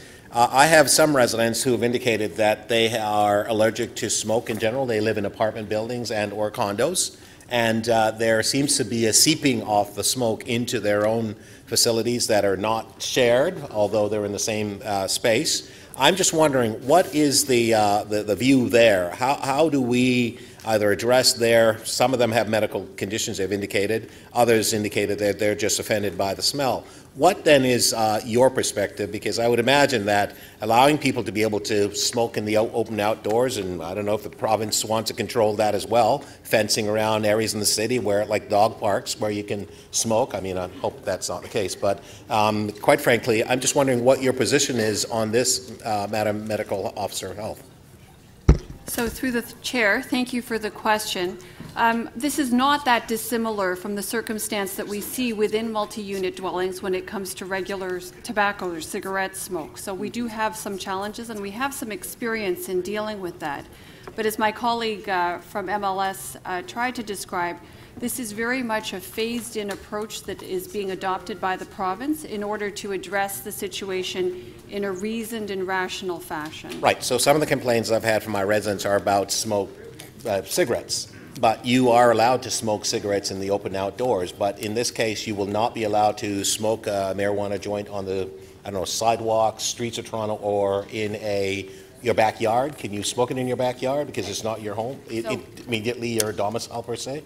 So I would have to defer to other colleagues in respect of the interpretation of the provincial legislation as it stands. That's not my area of expertise. So Ms. Cook, maybe if you can help me to understand. Sure. I only have a minute, but thank you very much. Absolutely. So through you, Madam Speaker, certainly I think the reference to private residence is inclusive of the lands, and as our Chief Medical Officer of Health has indicated, we do receive these complaints about regular tobacco smoke as well. But I will share that the announcement that the province put out, they are still working on the legislation. They are still working on, or starting to work on the legislation regulations, and this notion around places of consumption and the impacts. A lot of the discussions that we've had has included the externalities of consumption and the impact of secondhand smoke and to others. So it's still going to be a work in progress. So it appears to me that there's been a lot of innovation with respect to albeit the illegal operations that are taking place now, the storefronts and so on. I'm wondering, would it be that the province will come up with innovations in these particular space? I hear about vaping. I'm not sure what it is, but things like that. Is that possible, the province to be able to come up with these innovations, if you will? That was your last question. Thank you. Yeah. So through you, Madam Speaker, I struggle with innovation in an illegal storefront context. I'm sure you can appreciate that. But talking about the modes of consumption, the use of vaping equipment is not new. It's used in the hookah pipes and shisha, and that's been going on for quite a number of years. It has been, there's some out in Wexford area, right? Yeah. And we actually did just pass, council passed, we upheld and appealed bylaw restrictions on hookah consumption in licensed premises. So there's a lot going on in this space of consumption for recreational, consumption for medicinal, trying to address the externalities, the person next door to the person consuming, the consumption of secondhand smoke, the contradiction with the Smoke-Free Ontario Act of consuming indoors. So there's a lot of things in play, I think, that everybody's still working through. And we have our good friends in fire to make sure that doesn't happen. Thank you. Councillor Hart, questions? Thank you, Speaker. A question of the Executive Director. I listened to all the deputations, and I heard a number of them say that they weren't consulted. Where was that coming from? Through you, Madam Speaker, the approach thus far has been in the hands of the federal government and then the provincial government. And the provincial government did hold or open up for consultation through the summer so people could participate. As the City of Toronto, we were not placed to hold a consultation because we are the creatures of what that regulation legislation was going to look like. So the City of Toronto has not held a consultation, but the province, in the developing of their approach, held the consultation. It seemed like a certain group of deputants were saying that. It seemed fairly consistent from a certain segment. So through you, Madam Speaker, certainly the predominant deputants at our committee meeting on this issue were people that were operating the currently illegal storefronts. Right. And I believe that was Councillor Thompson's point as well, that there are people that have stepped into the fray, this very black and white, clearly defined line of illegal storefront operations, and have indicated their displeasure with the fact that the province is taking over the distribution model. That was the predominance of the deputants at our committee. So the people breaking the law haven't been heard? Through you, Madam Speaker, they did have the opportunity to depute at our committee, so I believe the people breaking the law had an opportunity to be heard. Thank you for the question. Councillor Doucette. Thank you very much. It's probably to the General Manager, this one. In the reports, are we having discussion about location of these storefronts when they do open? Through you, Madam Speaker, so this report is requesting that City Council request the province to ensure that the municipalities are included in discussions when they're determining where to site any cannabis storefronts. Perfect. And to the Medical Officer of Health, my understanding is that the province is not looking at this point in time in legalizing in any shape or form edibles. Could you explain to us why they're not? Because I think one of our discussions was that would prevent secondhand smoke and the smell. So through the chair, in fact, I believe it's at the federal level that they have, for the moment in time, chosen not to pursue that as part of the legalization framework. However, my understanding is that at some point in the future, as you know, this is very much a learning process, as we've already heard, and the understanding is that they will pursue that, or they're looking to pursue that at some point in the future. And through you, Madam Speaker, I can just add that that's in respect to produced edibles. It's not preventing someone who is a consumer to produce their own edible if they purchase cannabis oil and decide to make their own products. But it's absolutely, as the Chief Medical Officer of Health explained. Thank you. Thank you for clarifying that it's what someone could walk into a store and purchase rather than what you can buy in a store and then go home and do your baking. Thank you. That's all my questions. Thank you. Councillor Karagianis, before I acknowledge you, the speaker just jumped down to be able to ask some questions. Councillor Nunziata? Yeah, I guess my name was in the wrong spot. Sorry. Yeah.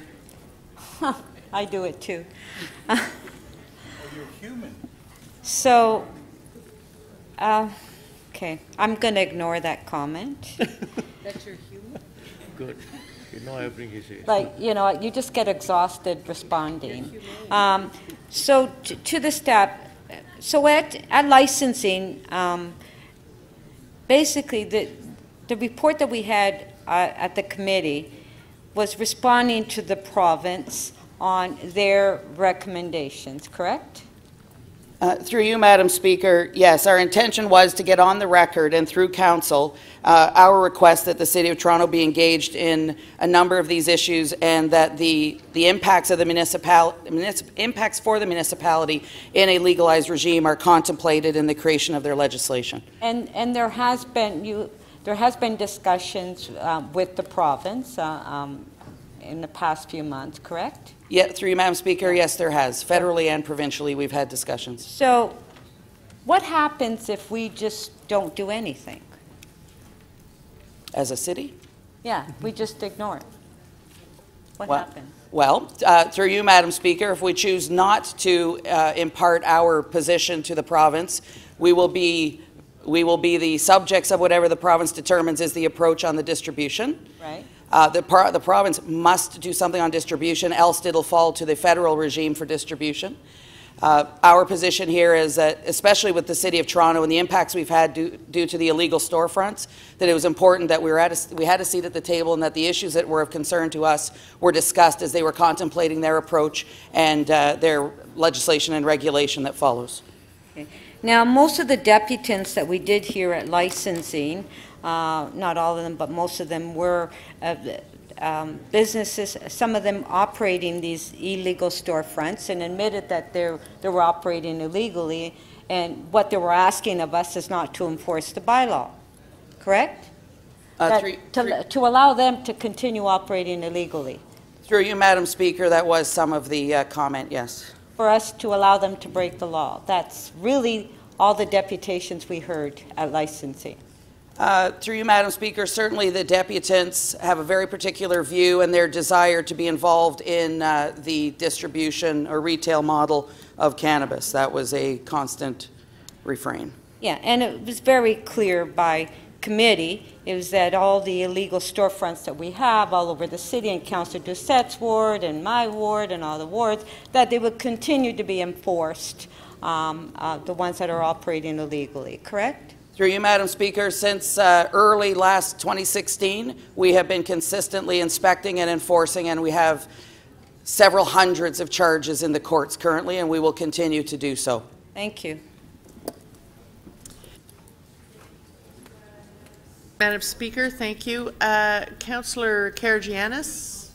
Thank you, Madam Chair, through you to staff. Of the charges, how many charges do we have in courts right now? Through you, Madam Speaker, we have in excess, we have charges against the property owners, the business operators, and those that were found in, and we have, in front of the courts, 743 charges to date. How many were charged? Was that the total charge, 743, or? Yes, sir. So have we dropped any charges? Any municipal bylaw charges or plant? No, we have not. So these are going ahead, and they're in front of the courts? Yes, sir, they are. We have had some dispositions rendered where we have had closure orders, prohibition orders, and fines levied. And the balance are still going before the courts. How many have the courts dealt with? Through you, Madam Speaker, if you could indulge me for a moment, I am looking at how many have been done. 120 have been completed. We still have 460 some odd ongoing. We've got 44 prohibition orders, and I don't know if I have the tally on the fines or not that have been applied. No, I don't. The situation regarding the stakeholders, patients, cannabis dispensaries, did we hear from them? Did we have any consultation meetings with them before the report came to the committee? So through you, Madam Speaker, I think it's important to distinguish that the regime that's coming before us soon from the federal and provincial governments is in respect to the consumption of recreational cannabis. The issue of medicinal cannabis is still governed under the Access to Cannabis for Medical Purposes regulation federally, and there are no changes happening in that regard.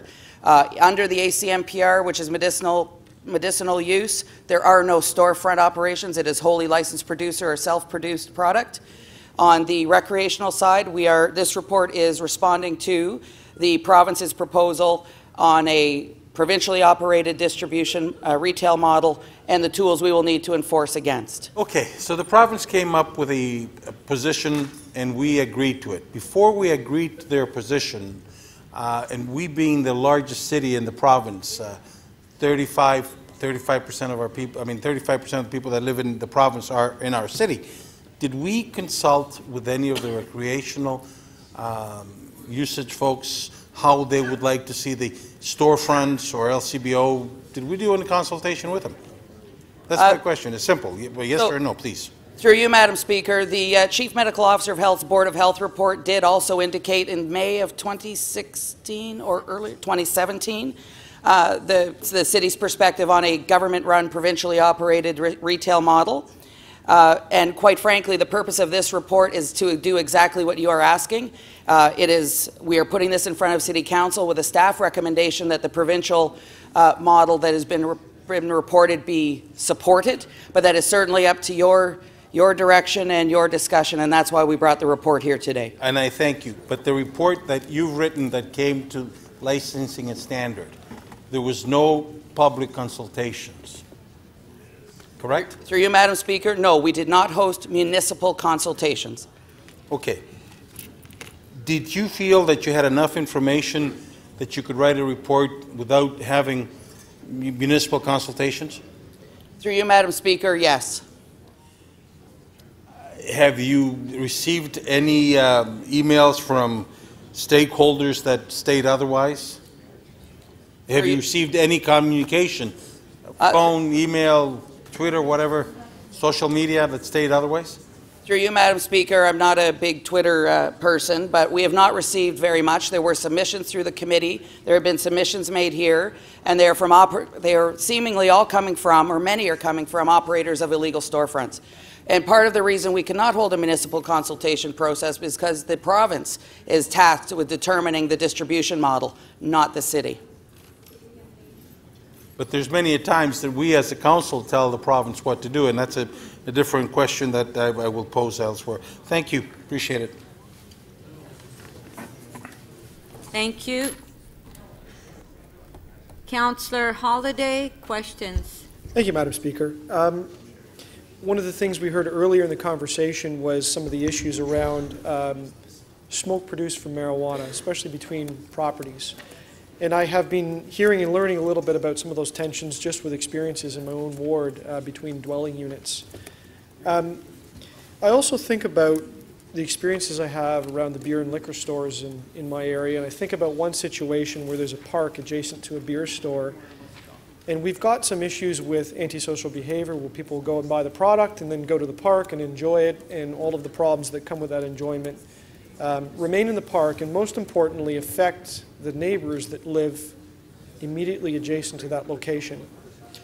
So where I'm going with my question is, assuming that the same will hold true with any outlet that will be dispensing marijuana product, do we have the opportunity or maybe the duty to start to consider the consumption of marijuana on public property and the effects that smoke produced from that consumption will have on the abutting properties? Given it's not a residential to residential discussion, it's now a public space to a private space discussion. So through you, Madam Speaker, as I mentioned previously, the externalities of consumption, particularly smoked consumption, has been an issue that we have all been discussing. The currently proposed approach by the province is to prohibit consumption of recreational cannabis in any public spaces. There is discussion about adherence with the Smoke-Free Ontario Act as well, and I believe there are regulations pending to address some of that, as well as vaping and e-cigarettes and the like.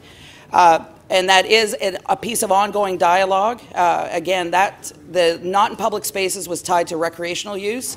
There has been reference to the need to discuss medicinal consumption and what that looks like. So our rec number 6 is where we are saying we need, as a city, because of the proximity our neighbors have to each other, that we need to be engaged in those discussions and decisions on how consumption is going to be permitted, and then what, if any, municipal impacts there are as a result of that, what tools we may need in order to enforce or set bylaws or take whatever necessary action. So I've been thinking about, the parallel to the Smoke-Free Ontario Act and how maybe those policies can complement each other, but I'm struggling a bit with it. You can smoke a cigarette in a public park, but you can't necessarily smoke a cigarette in front of, say, a hockey arena. Like maybe there's a setback distance, and there's a different definition of public space. And maybe as I go further into that, you think about, what about the backyard of a senior's home or a city facility? Is that a public space or not? And are we having the same discussion about tobacco smoke as we are about marijuana smoke? And do you have any thoughts on how those policies might come together? You want to go? Yeah. Okay. Through you, Madam Speaker, certainly the correlation of that with the Smoke-Free Ontario Act is a part of this discussion. Currently, the Smoke-Free Ontario Act does not apply to marijuana. It applies to tobacco product only, but there is a regulation pending to amend that, and we fully expect that cannabis and consumption of cannabis will be included in that. What we do have as well, beyond where the Smoke-Free Ontario Act goes, we have the ability to set in place municipal bylaws to govern consumption of smoke. Our parks bylaw is an example. Toronto Municipal Code Chapter 608 speaks to non-consumption of cigarettes near sports fields. So that's part of the dialogue we're having, is if we need to do something municipally to manage where cannabis is consumed, then we would need the tools in the City of Toronto Act or other applicable legislation to allow us to do that. And that's part of the dialogue and part of what's here. And so to round this out, it sounds like you are doing a lot of work on the policy front for this, and I take comfort in that. And do you feel that we've got adequate tools and legislation that, should we need to take those steps, we can do that without a missing piece from the province? Thank you, through you, Madam Speaker. Thank you for the question, Councillor Holiday. That is Deputy Mayor Holiday. Thank you. It's a long day. Chickens, tow trucks. I got it. Deputy mayors. You're from Scarborough. It's a good I am from Scarborough. Yay. Scarborough represent. The purpose of this report is exactly that, is to ensure that the City of Toronto is represented and that the City of Toronto, as well as other municipalities, but I care about us, have the appropriate tools that are necessary for us to ensure that we can enforce in a legalized, regulated, permissive regime, so that the purposes of the regime and the public policy objectives sought by the regime are met and maintained. Thank you. Thank you. All right. That's it for the question. So, Councillor Palacio to speak. Oh, Councillor Cressy, yes, you held the item down. Thank you, Speaker. And I have a motion that can be put on the screen, and I'll speak to the motion in a second. Listen, I'll just speak very briefly on account of the lateness in the day, which is to say that I fully support the legalization of cannabis, and I think that this is an important step forward from the perspective of public health. And it's an important step forward simply because this will remove many of the harms associated with criminalization, and there are many, while at the same time mitigating the harms associated with recreational use. From a public health standpoint, there are also many. And it's for that reason that this approach in my mind makes sense. The motion I have here speaks to some of the questions you've just heard from Councillor Thompson and others, and that has to do with the conversation currently taking place within the province and between the province and municipalities related to consumption and places of consumption. There is a real question related to the public health implications of a model that solely restricts consumption to places of private residence and what that might mean from a public health standpoint. And as Councillor Thompson said, in multi-unit dwellings and buildings, perhaps where smoking is not permitted. And so it's for that reason that I'm requesting the Medical Officer of Health to report directly to Council on the public health implications. And with that, I'll take a seat and hope you support the amendment. Thank you. Point of order, Councillor de Beermaker. Thank you, Madam Chair. As a member of the Licensing Committee, I would think that motion is redundant because we have had those reports from the Health Department.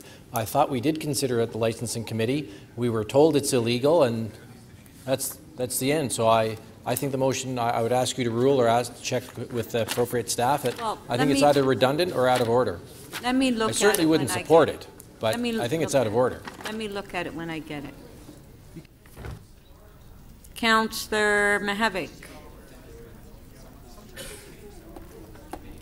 Councillor Mihevik? Thank you. I won't speak too long on it as well. But that really is unfortunate because sometimes we get caught up on minor issues, and this, frankly, is a major issue. I would liken it historically to the 1920s and 30s when we had prohibition around alcohol, and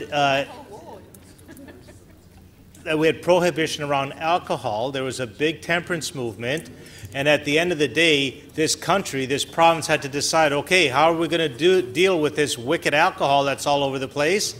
And they finally found a way to legalize it, and they had to struggle with basically the same kinds of issues that we're struggling with today.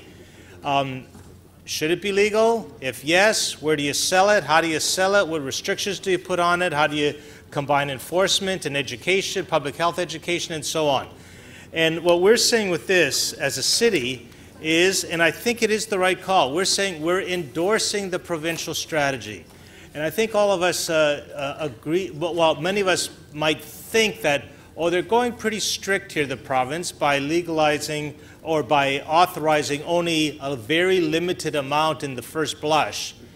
But you know what? I think that's okay to start. I really think that that's okay to start. It is very, and you know, maybe eventually like alcohol, you know, first it started LCBO only, and then now you have wine stores, and now you have some limited availability in groceterias as well for alcohol. But that's an evolution that took place over time.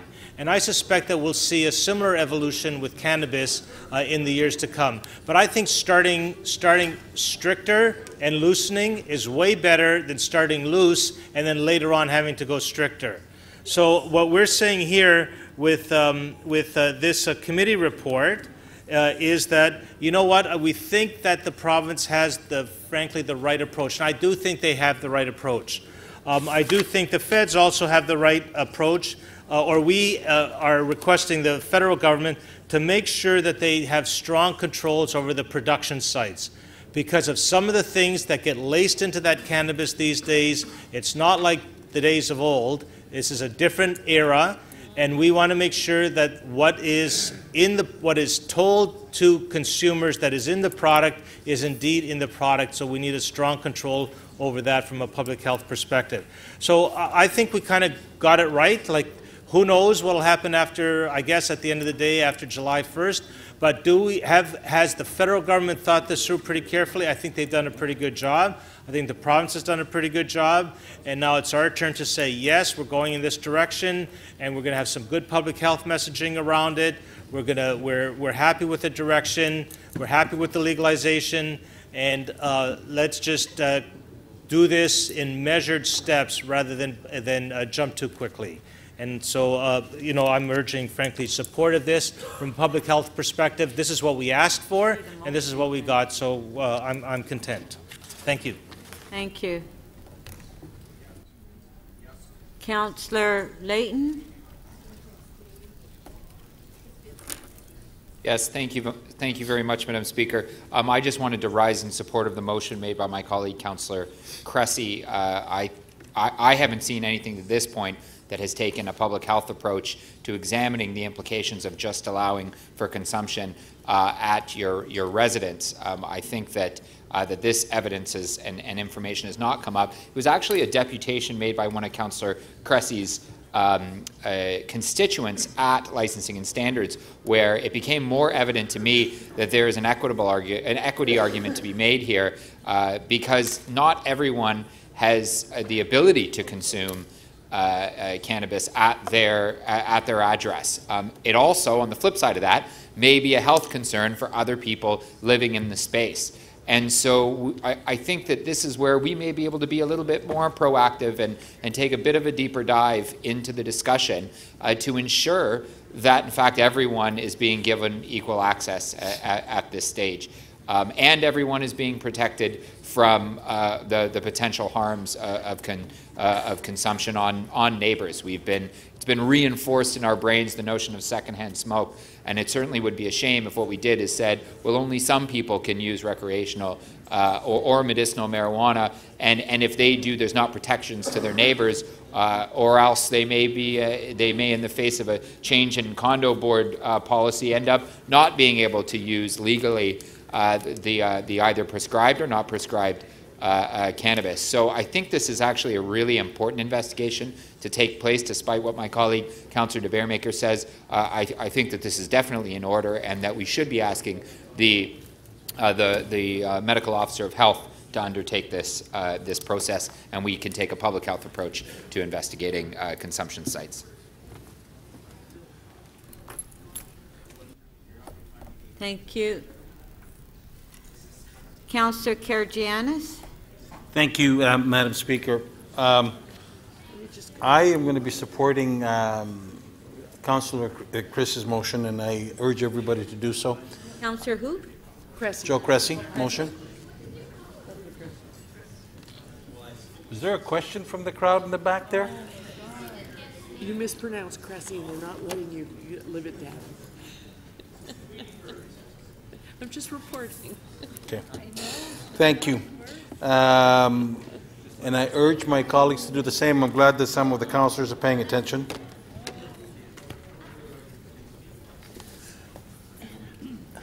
Really? Honestly. Anyways, but I'll continue, Madam Speaker. Okay, please. Who is speaking? I don't hear anybody. She knows who she is. I'm not going to mention it. And I will go on. I'll urge my colleagues to do the same.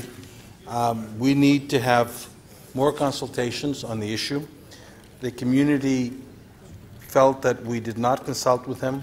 We did not hear them. The stakeholders, be it the people that were in dispensaries, medical users, or occasional users, tried twice to speak in our committee, and twice they were stifled. The third time that they were able to speak, they loudly spoke. They said that the position the province has taken is wrong, and certainly BC is taking a different position today. BC is moving into the position that they will be looking to engage the dispensaries that at this time were operating in the gray zone and work through them. The province of Ontario has a different view, and that is their decision. However, we needed to listen to the dispensaries that were out there operating in the gray. We were not inviting them to come in. I think that was a mistake. We moved to close them. We moved heavily, and we moved heaven and earth, and I think that was again another mistake, that we engaged our officers in order to do. And I will be asking folks to take a look at it and support Joe's motion, for the simple reason that we need to take another look at this and listen to the stakeholders. We cannot stifle democracy, and certainly we didn't listen, and we just did that. We just stifled democracy. Thank you, Madam Speaker.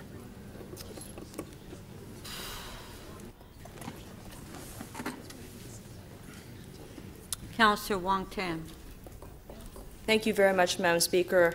I would also ask that we could vote on the items in ad seriatim. That is something that's important to myself. But, Madam Speaker, if I can, I'm approaching this, this discussion with a lot of frustration. Okay, just a sec. Hello?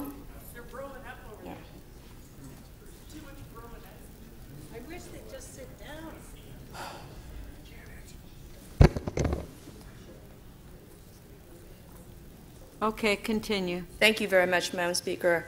I'd like to express my frustration around this particular subject matter and how it is being approached, not just from the City of Toronto and staff who are trying to respond to an evolving conversation that's coming out of Ottawa, but also in terms of how the province is approaching it. I don't believe in any way that we should be rushing to any conclusion, and yet we are being forced to do so, largely because of deadlines that are imposed by the federal government, and which is now before us at the provincial level, and how we're responding to this matter at the city. There are a number of people across this country that have worked really hard who have actually put on the table the issue around marijuana use for medicinal purposes, for pain relief.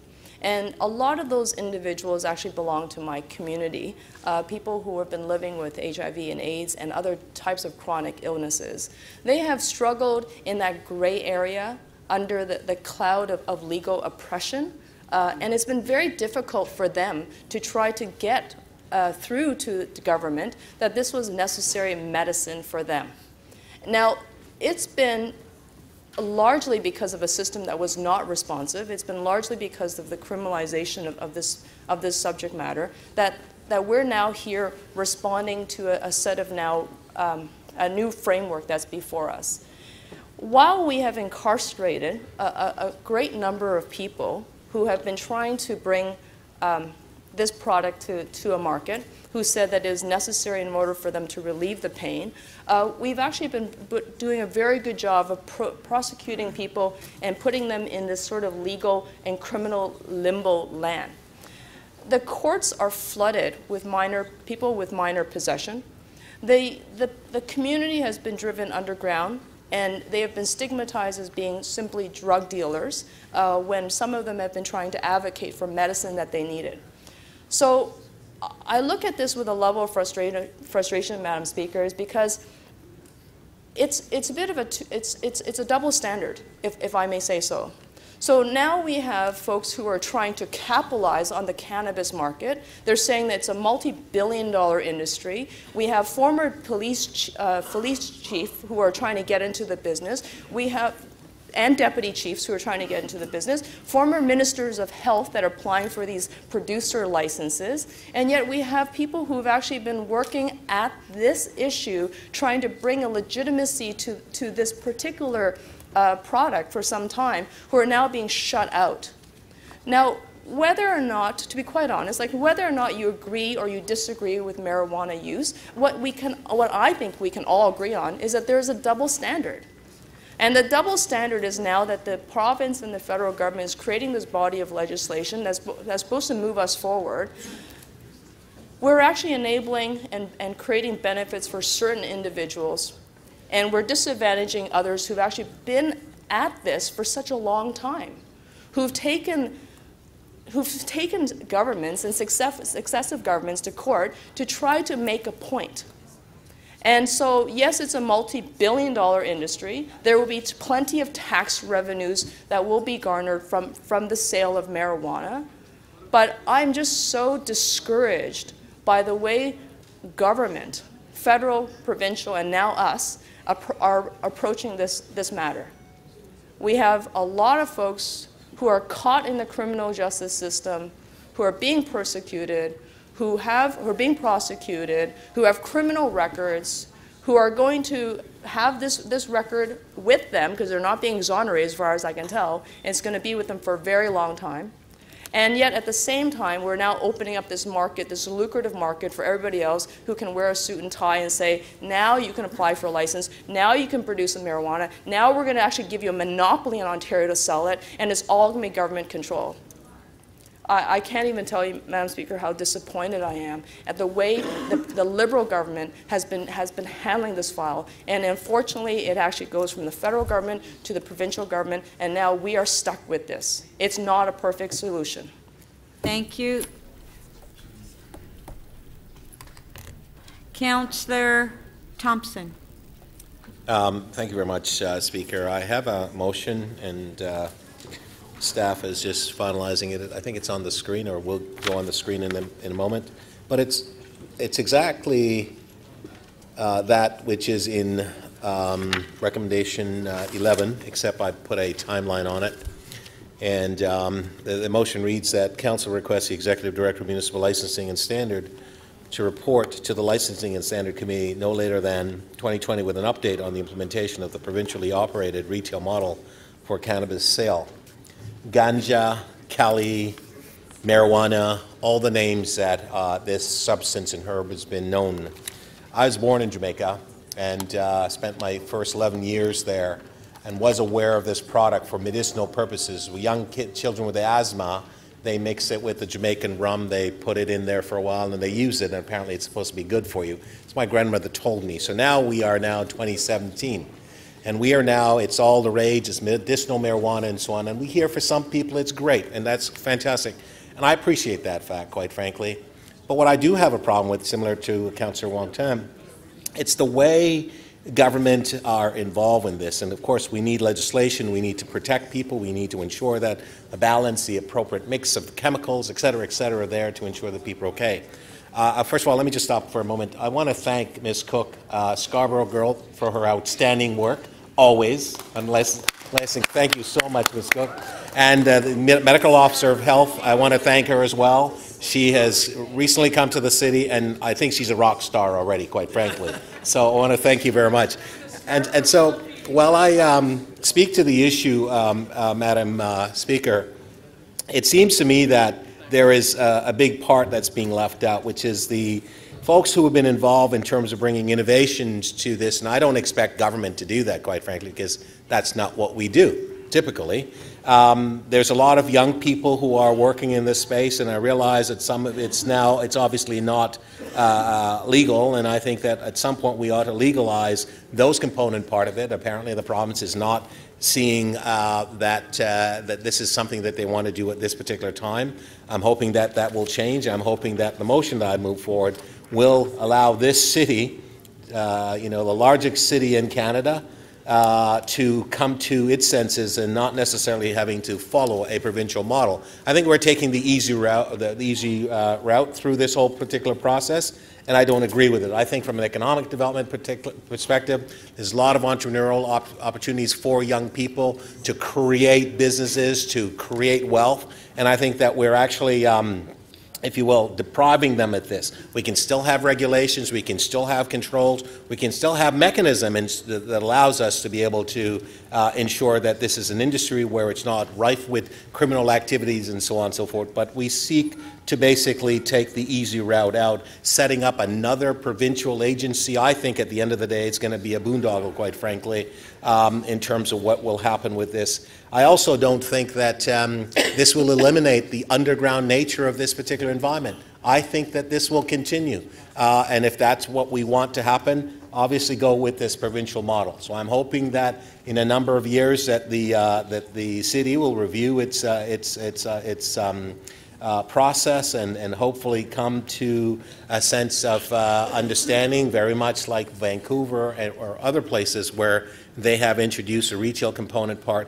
I think that we're failing a lot of people in this space, and I think that we'll still see the illegal activities take place. This is not something I want to encourage, but I fail to see, obviously, why the provincial government did not take enough time to work with the industry and so on. We've seen illegal cigarettes, we've seen illegal booze, all those types of activities that takes place now in a regulated environment and so on. And I think that that will be no different for cannabis. I think that will be the same as we move forward and so on.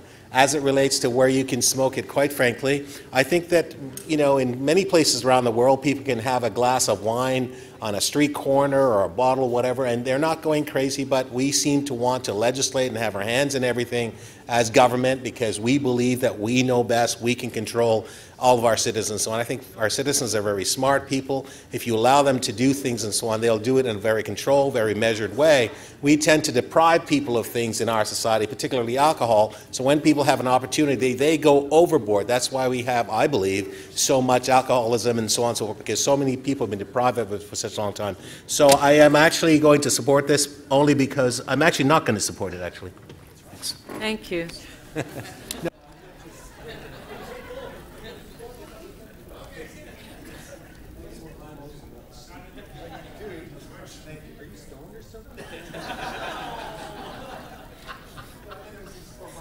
Councillor Carroll.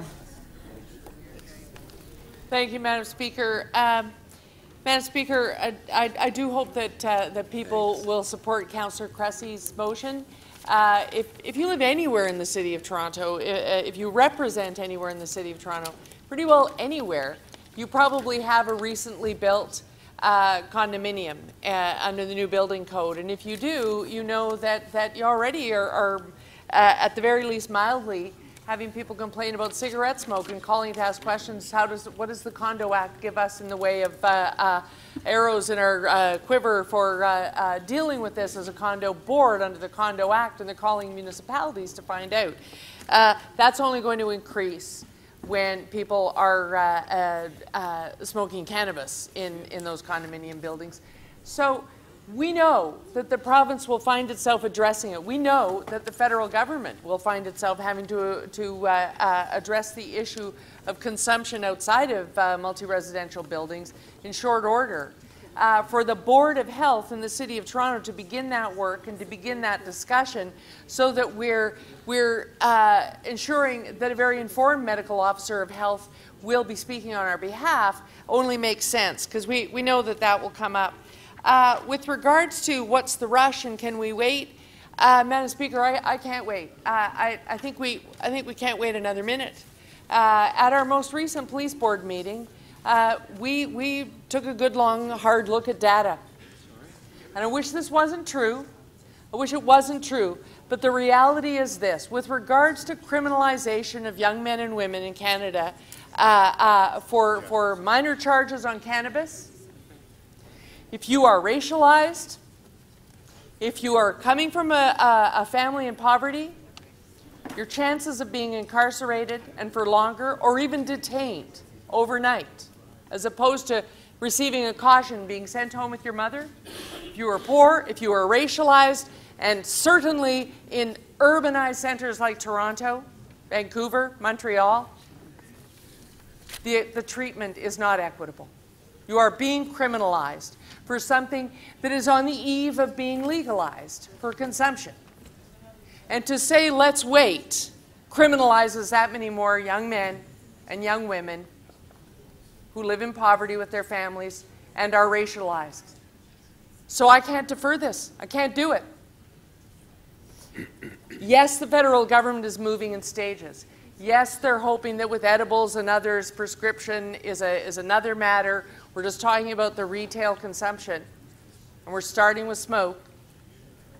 But we got to start somewhere, and we need to start right away. Because what our police force should be working on are those drugs that are much, much more dangerous, much, much more addictive, and do need to spare our youth. This is only criminalizing them, and in a very inequitable fashion. The statistics bear it out.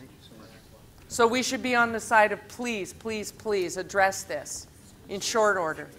Thank you, Madam Speaker. Thank you.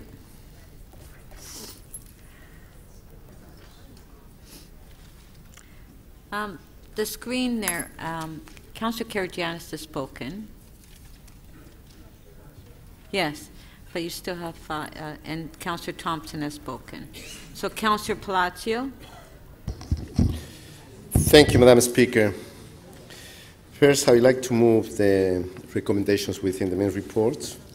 Also, I would like to move the technical amendments on recommendation number 5 that are before you there. In essence, that these recommendations City Council is requesting the province of Ontario to enhance the city's enforcement authorities and tools, and also enhancing any other provincial legislation that governs the cannabis distribution consumption. In essence, that's what that recommendation does.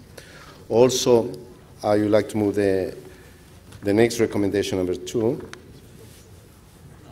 that City Council requests the federal government and the province of Ontario consult and actively engage with the city when developing regulations for home cultivation of cannabis, with a focus on preventing illegal cannabis grow operations and mitigating community impacts of home cultivation, and the province provide the city with detailed guidance and adequate resources and authorities to enforce regulations.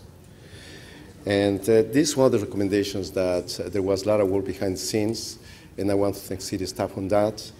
I want to thank other members of council, including Councillor Cressy, for being part of the discussion, and as well as I'll be supporting his recommendation, and Mayor Tory for his unconditional commitment in terms of getting things right. I recall over a year ago when he did write a missive to the committee asking for the city to be proactive in terms of being part of the discussion from day one. And I think that was extremely important. That was taking the leadership and working and to be in the front line working for the city. So thank you, Mr. Mayor, and for your tremendous involvement on that. Now, Madam Speaker and members of Council, this report builds on and complements the recommendations adopted by the Board of Health and the phenomenal amount of work by the interdivisional work done by the working group that they've been working on it for months and months. And I think what we are seeing now and what members of council are saying, this is a good thing that's happening overall, is thanks to the great work that the city is doing. This report also supports the province plan to sell cannabis through a provincially operated retail model. In other words, to have a subsidiary that's going to be part of the LCBO that will sell the cannabis. I think this is a great step also and taken by the province, being proactive in terms of what's coming. The inevitable is going to happen. And this model would allow the province to closely oversee the operations of retailers and to ensure that they operate in a responsible and accountable manner, and mainly to uphold public health and safety, which is extremely, extremely important. Now, if public health and safety becomes paramount on what we do in terms of decision making, when the laws of the land become the law, then the local impacts to our local communities, to our local neighborhoods, will be reduced because we'll be doing the right thing from the beginning. And the level required for extensive municipal oversight and enforcement will also be minimized. And that's another concern that we've been talking all along for ages. If we don't have the resource, if we don't have the funding, how we are going to do it. So this is very important to bear in mind. And that's extremely important also that the feds, the federal government, do consult, and that's exactly what my recommendation does, is to consult not only with the city, but also with the province when they are developing the regulations for the home cultivation of cannabis. And that's one of the key ingredients. If the city is not part of it, and then how we are going to have all the guidelines, how we are going to have some sort of framework where our own enforcement people can do the work. So the city has to be part of it. On a moment of reflection, I was just thinking for a second. Imagine if all this home cultivation out there is a lot of unscrupulous people out there that they will grow anything in basement apartments. We have, as landlords of the city, the Toronto Community Housing, we have to be a little bit mindful about what we do. So members of council, I think that's extremely important to be mindful about this, and let's do the right thing. The city must be on the front line, must be part of decision making. Thank you, Madam Speaker. Thank you. We do have questions. Councillor Carroll. Clarification of the motion. Clarification, Madam Speaker. I'm trying to understand what more you need in terms of preventing illegal grow-ops in homes. 4 plants and you're out. If your neighbor's got more than 4 plants, you're going to call the police and that's the end of that. What more do you want to happen besides the 4-plant maximum? I think that's, thank you. I think that's extremely important to send a strong message for City Council, to send a strong message to our friends in Ottawa, to let them know that there are some serious concerns in terms of how do we know that anyone out there is going to plant perhaps more than 4 or 6 or 10 or 20 or whatever it's going to be? So I think that there is a need for some sort of framework to be in it, and we don't have that. Madam Speaker, but clarification, is the strong message that we like your 4-plant rule that you have already made, and we like the fact that we can arrest the people who have more than 4 plants? What is the strong message that this is meant to send? To have a framework in place, to have some guidelines, to have... the framework that they've already recommended? No, that's not a framework. They are saying you can have 4 plants, period.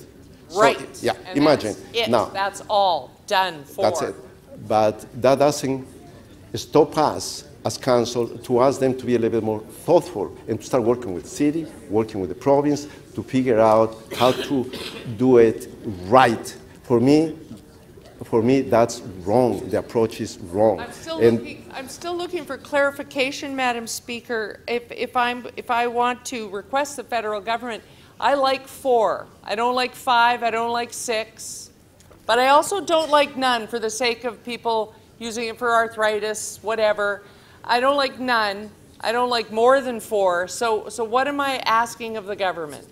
We are not asking about the medical aspect because that's allowed. We are not talking about that at all. I'm not referring to that. Growing. I'm not talking about the medical because that's allowed. That's allowed. I'm talking the recreational part. Councillor Carroll, please allow. The recreational part, not the medical. The medical is totally fine. I don't have a problem with that at all. And 4 plants at home is fine. So what more do you want them to do at the federal government? I just indicated, Councillor Carroll, that in the absence of any regulations with unscrupulous people out there, who is there to control what's going on there, I think we need some sort of regulations in place. Otherwise, you will have a wild west. Okay. Take my words. That was your last question. Well, Councillor Carroll, he answered the question, and that's his answer. Councillor Karygiannis, clarification of the motion. Thank you. Through you, Madam Chair, to my colleague, are you aware of the regulations that exist right now as far as cannabis is concerned and the way that the tools that people have in order to fight them? Are you referring to the medical now or the recreational? For homegrown marijuana. Are you familiar with the tools that the police, the RCMP, the OPP, and our police have? When I work on this recommendation, I did work and I did check with the fire chief, I did check with the executive director of municipal licensing. They are professionals, and I do listen to their Councillor, input. please allow the answer. I hope that you're just as tough as everybody else, Madam Chair, because you seem to have a few favorite people that should zero in on it. But you're interrupting when a member of council is trying to answer the question. Somebody else, when they're interrupting, I'll jump up and point them to you. Thank you. I just don't, okay. And the chair is not to make comments, just direct the traffic. Those are the rules about the chair. You know, like, I don't even have, it just irritates me, it frustrates. His attitude is disgusting. Madam Chair, if my attitude is disgusting, it's not for you to editorialize. It is not for you to editorialize. That is not the position of the Speaker. However, you're taking the position of the Speaker and you're carrying on. You know, I'm sure that he didn't get away with that in Ottawa. Councillor Doucette. Councillor Doucette. Thank you very much, Madam Speaker. On a point of personal privilege, I feel that the councillor's tone towards you and in this chamber is completely inappropriate. And also, can he please stop wagging his finger? Yes. I find that extremely rude as well. Thank you. Thank you. Councillor Perks. Speaker, on a point of order, I would like to call upon you to use Rule 2747 of the procedural bylaw and to give the member a verbal warning for his conduct. It is absolutely undermines the ability of this government to conduct its business when he launches into verbal assaults on the Speaker of this chamber. So I ask you to give him formal verbal warning under 2747. Thank you, Councillor Perks, and I believe that I'm going to have to do that in the future. Councillor Perks, do you have questions? Yes, I do. Thank you. Thank you. I'm just going to... Yes. To Councillor Palacio, on your motion 3B. Okay. Okay. So I'm reading this here, and it says that you want the federal government and the province to consult with us to help us develop regulations focusing on preventing illegal grow-ops, but also and mitigating community impacts of home cultivation. What kinds of regulations do you imagine the city should be advocating for to mitigate community impacts of home cultivation? Thank you, Councillor Perks. And what I'm looking for is for some sort of detailed guidance. Me, I'm having trouble hearing. I really want to hear the chair of the committee's answer. Please, Councillor Aljamari, please. Yeah. I'm just getting food. No, I know. I know. Okay. Councillor Palacio? Thank you, Councillor Perks. I think that's imperative, that's important to have some sort of detailed guidance, some sort of framework in place by having that kind of discussion between the three levels while they are developing their guidelines overall. So I think the city has a place in terms of having those meaningful discussions with them. So that's all. I understand. I already clearly understand that you want to have the conversation. I don't need to be told that. I'm curious about what kind of tools you think we should have for people who are growing within the legislative framework proposed by the federal government. What additional tools do you want? Well, if that's not part of the clarification of the motion to begin with, but I'll be glad to answer. That's. It is. I'm trying to understand what he means by this, Councillor de Bearmaker. The motion is quite clear, and I think that you read as well as I did, as well as I wrote. I'm sorry, Councillor Palacio. I will read your own words to you. Council requests the federal government and the provincial government to consult and actively engage with the city when developing regulations for the home cultivation of cannabis with a focus of preventing illegal cannabis grow operations and mitigating community impacts of home cultivation. I want to know what you think this city should be doing or asking the federal and provincial government to do to mitigate community impacts of home cultivation. What are you after here? What I'm after here is simply that there is a lot of unscrupulous people out there that they won't give two damns, excuse the term, about abiding the numbers. Like if the number is, hypothetically speaking, let's say 4 plants or 5 or 6, they will probably plant 20. So the concern, Councillor Perks, you asked a question, listen now. Okay, please. that was your last question, Councillor Perks. Okay, Councillor. And then there are concerns in terms of health and safety that you should be concerned with that. You have constituents that. Okay, that's it. Thank you. Thank you. That's it for the questions. Before we continue, I want to welcome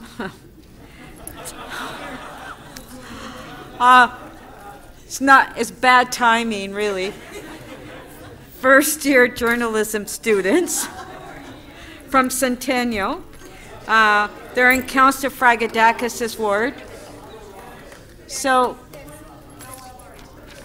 we're not always like this.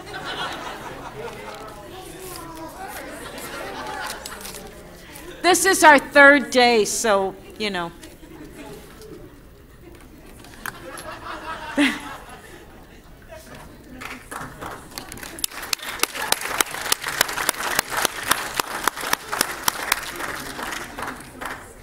Okay, who's next? Okay, Councillor Fletcher. Councillor Fletcher? What? Oh, you're up. Thank you, Speaker. I don't want to take too long. I just want to pick up on something that Councillor Carroll was speaking about, and I think was very important. And I will support the referral, but I do believe we have to be expeditious and we have to be very clear in the consequences of not getting this sorted out as quickly as possible. And Councillor Mihevc just told me that since the federal government announced that they would be legalizing marijuana, that 16,000 youth have been arrested. 16,000 have been charged with possession. And it's so odd. We know that it's not 16,000 kids of privilege. We know that it's going to be 16,000 kids that don't have a lawyer, that don't have influence, that don't have privilege, that are of color, from racialized communities. And it's very concerning that this is a situation in our city. I don't know the numbers in the city of Toronto, but I remain concerned that while we're setting up an LCBO type structure, while we're legalizing marijuana, while we're lax with marijuana, that there are citizens, particularly young citizens, that are being charged and in the criminal justice system, and then they're going to have something on their name. They're going to need a CPIC, and it's going to look like they were involved with an illegal activity at the same time as we're making it legal. And that's been the gray area, and that's been a difficult, unfair gray area to many, many citizens who really, I don't know what to do about it. I believe strongly that it should also be decriminalized and should have been decriminalized while we're setting up the legal framework. What concerns me even more is that law enforcement officers, those who've held very high positions in the city, perhaps even chief of police, are now getting involved in distribution, sale, development, and growth, and deputy chief involved in what is now becoming a legal industry. At the same time, and I know that under their watch, many young people were charged, and I know we're not going to do that today. We're not going to ask for that pardon for small amounts of marijuana, going back, expunge the record, or anything else. But we really should do that.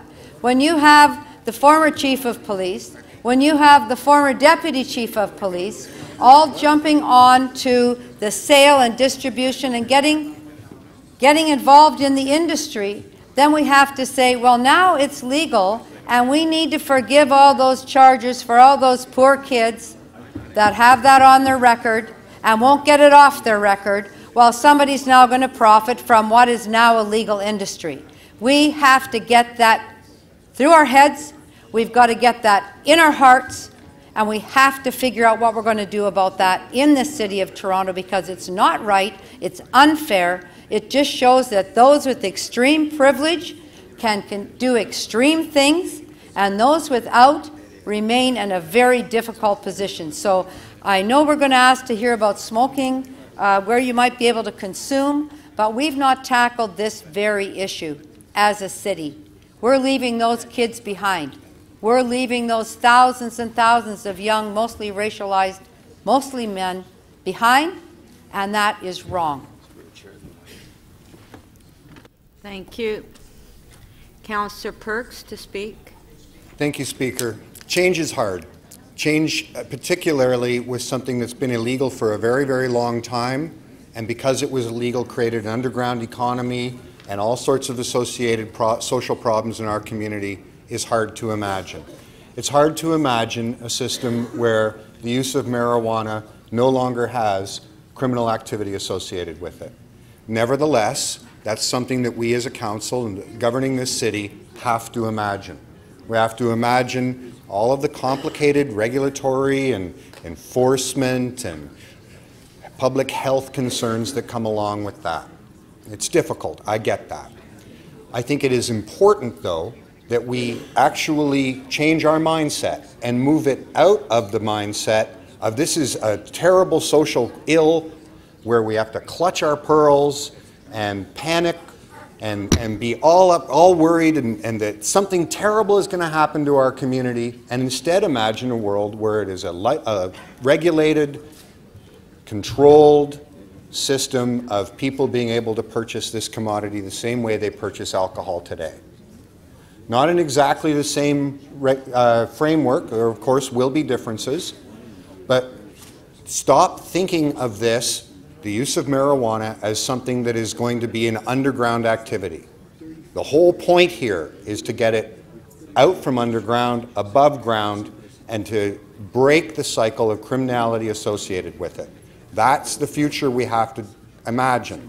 Now, in that future, if we've changed our mindsets, we will no longer be focusing our attention principally on attempting to punish and investigate and kick down doors and criminalize people. That is not the future of this industry, of this issue, of this commodity. And that is why I am so profoundly concerned with the motion that Councillor Palacio has moved, his 3B. Motion 3B is all about thinking as if we were still in the past and still had a black market underground economy operating. By saying that we want additional regulations around criminalizing or doing something similar for legitimate, legal growing at home of your 4 plants, is attempting to continue to criminalize this industry when we are moving to a place where we're hopefully going to eliminate the black market operation. That's where our minds should be. If we continue to operate, as Councillor Palacio's motion 3B talks about, we continue to do the things that Councillor Carroll and Councillor Fletcher spoke about so passionately. In fact, we make them worse. We create 2 classes of marijuana growers. Those who are making tens, hundreds of millions of dollars in profit, and those whose doors we kick down. And we know very well that the people who will be making the money will be celebrated as entrepreneurs, will be doing very, very well, and will be completely legitimized in the eyes of our society. And those people who are growing 4 or 5 plants, and they have their doors kicked down, and we know from the history of this, that those will be people who are currently marginalized socially. We will not be kicking down Julian Fantino's door. We will be kicking down the doors of young racialized people and people living in poverty. It is appalling to me that on the one hand, we could treat somebody as a successful entrepreneur, as someone that we admire, as someone with great social status, and on the other hand, continue to criminalize people who don't have that same status in our society. The whole point here is to end those kinds of divisions. That's the only reason you would even consider, as if our federal government has done, the move to decriminalize marijuana. It is to break that division so we are no longer penalizing people for the simple crime of being poor or not being white. So I urge you, put your mind into that future. Put your mind into the future where we are breaking the cycle of criminality around this, and do not support Councillor Palacio's motion 3B. Thank you. Thank you. Let's ring the bells.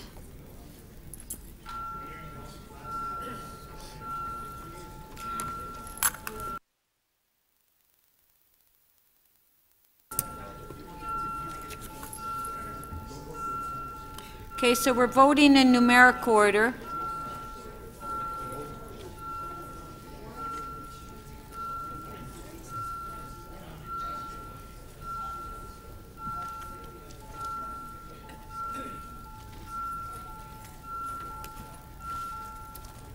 Okay, motion number 1. All in favor? Record it.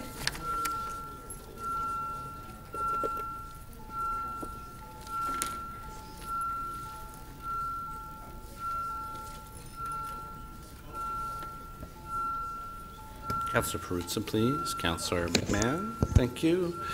Councillor Carmichael-Greb. Councillor DiCiano, please. Councillor Fragadakis. Councillor Mihevik. Councillor Shiner, thank you. Councillor DiCiano, may we have your vote, please?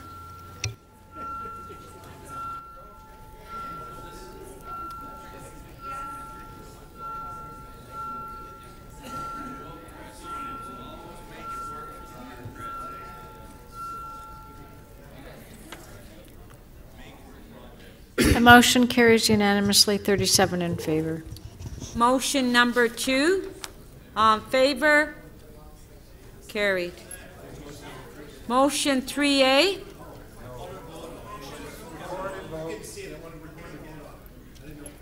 This was your motion. Motion 2 by Councillor Thompson. Recorded vote.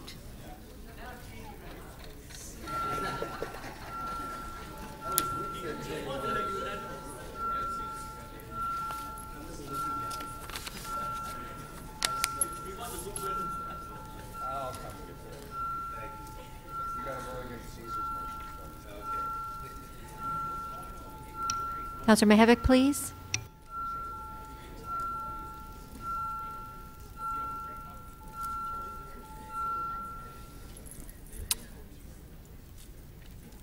The motion carries unanimously, 37 in favor.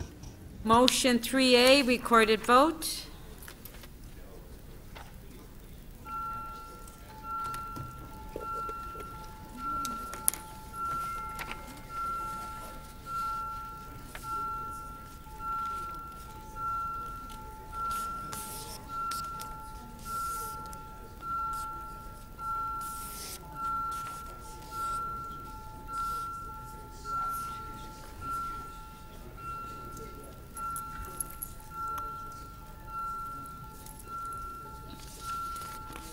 Councillor Perruzza, please.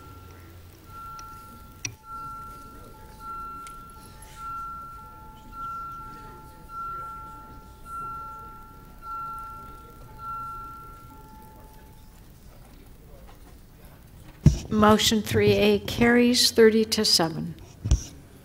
Motion 3B, recorded vote.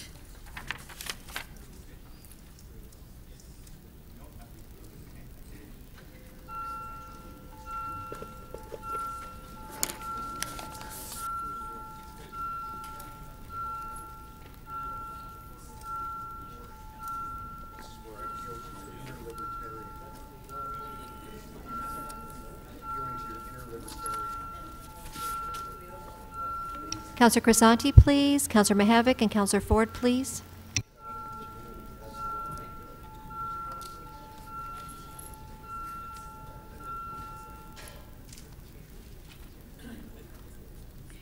Motion 3B carries 21 to 16. Okay. Yes. Hold on. Pardon? I had requested that staff recommendations be voted in ad seriatim, just as a reminder. Yeah, so. Thank you. We have, do you know how many recommendations? You want each one of them voted on separately? Is there one you want to pull out? Because there's 11, Councillor Wong-Tam. Yeah, we'll have to see if we can do them all separately. I definitely want to vote against one. If you want one in particular that you want to vote separately, we can do that maybe. Let's just check.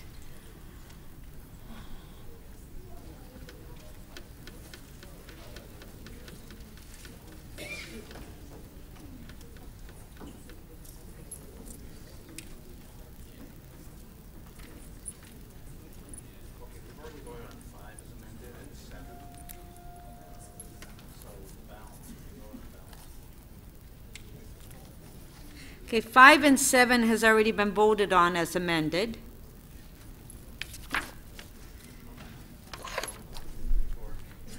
So, Councillor Wong-Tam? Thank you very much, Madam Speaker. I would ask that we vote separately on number 1, as well as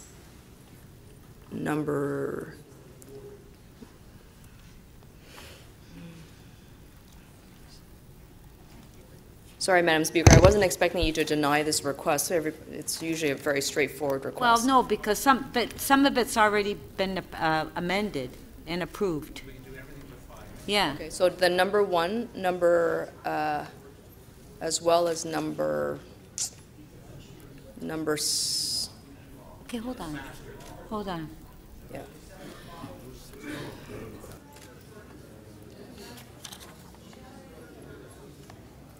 Oh.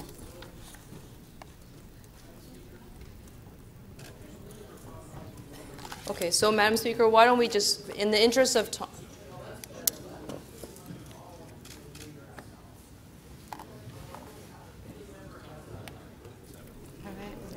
Number 1, recorded vote. Even better. Thank you. It's craziness. Okay.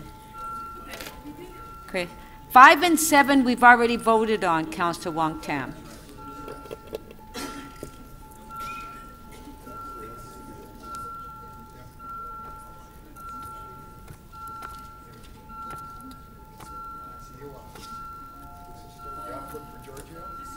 Councillor McMahon, please.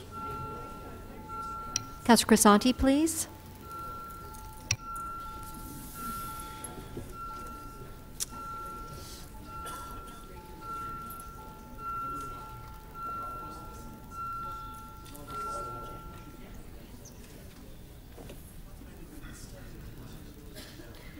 Part 1 carries 32 to 5. Part 2. Recorded vote.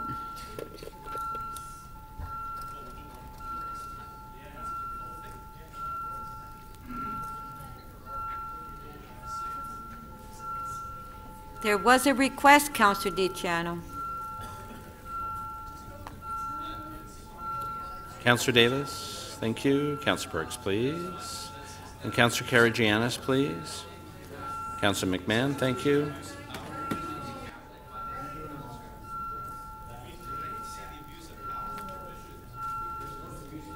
Councillor Perks, please.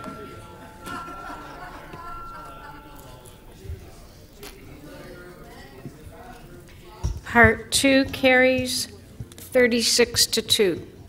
Part 3, recorded vote.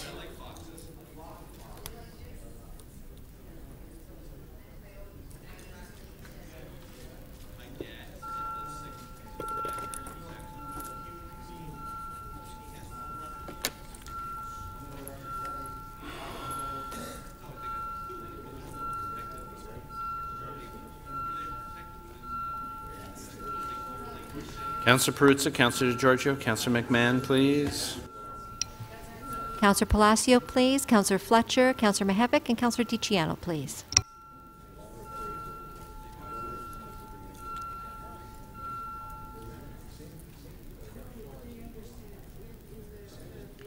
Part 3 carries 37 to 1. Part 4.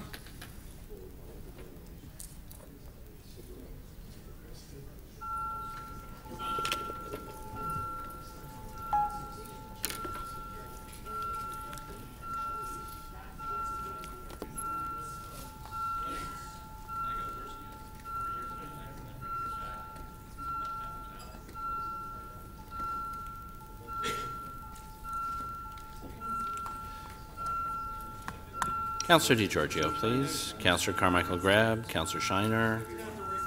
Councillor Fletcher, please.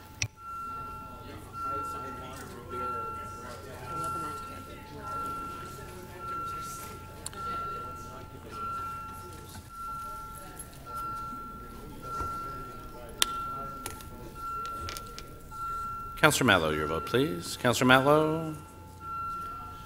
Councillor Matlow, your vote.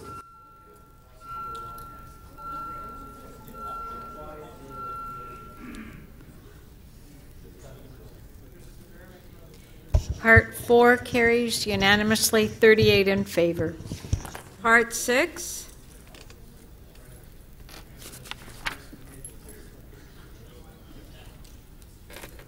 Recorded vote.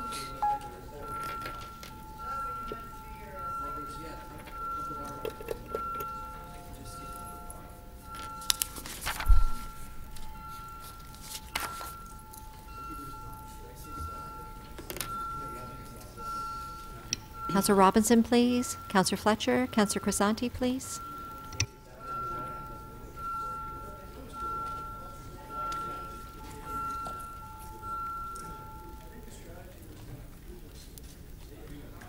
Part 6 carries 37-1. Part 8.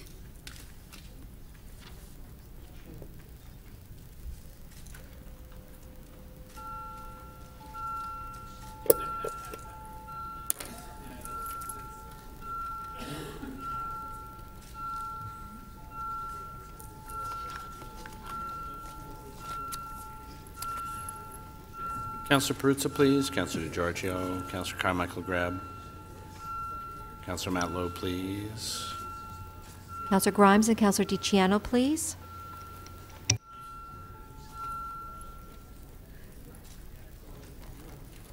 Part 8 carries unanimously, 38 in favor.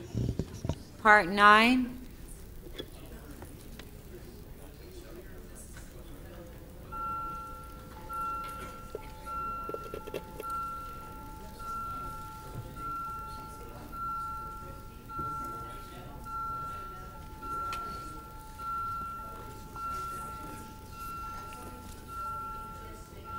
Councillor Kelly, please. Councillor Carroll. Councillor Thompson.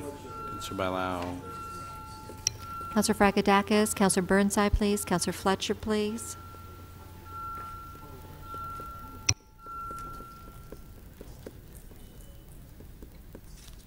Part 9 carries unanimously, 38 in favor. Part 10.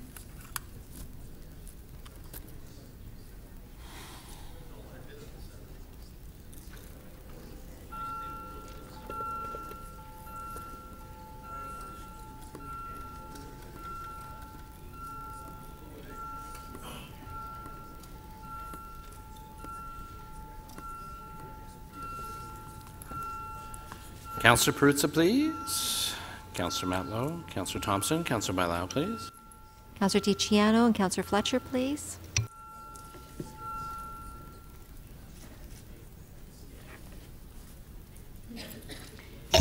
Part 10 carries unanimously, 38 in favor. Part 11.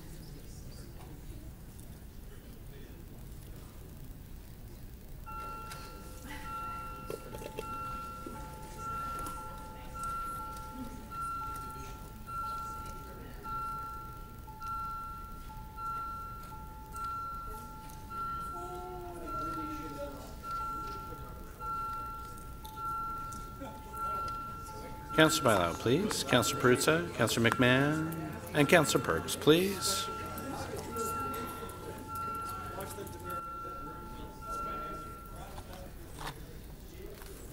Part 11 carries unanimously, 38 in favor.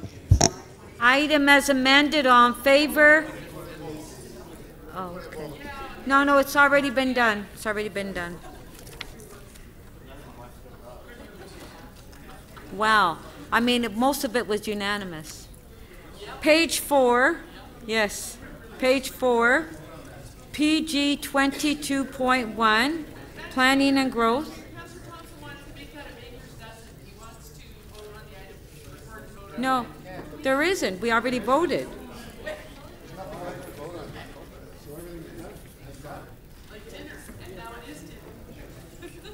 Page 4, PG 22.1, Councillor Cressy.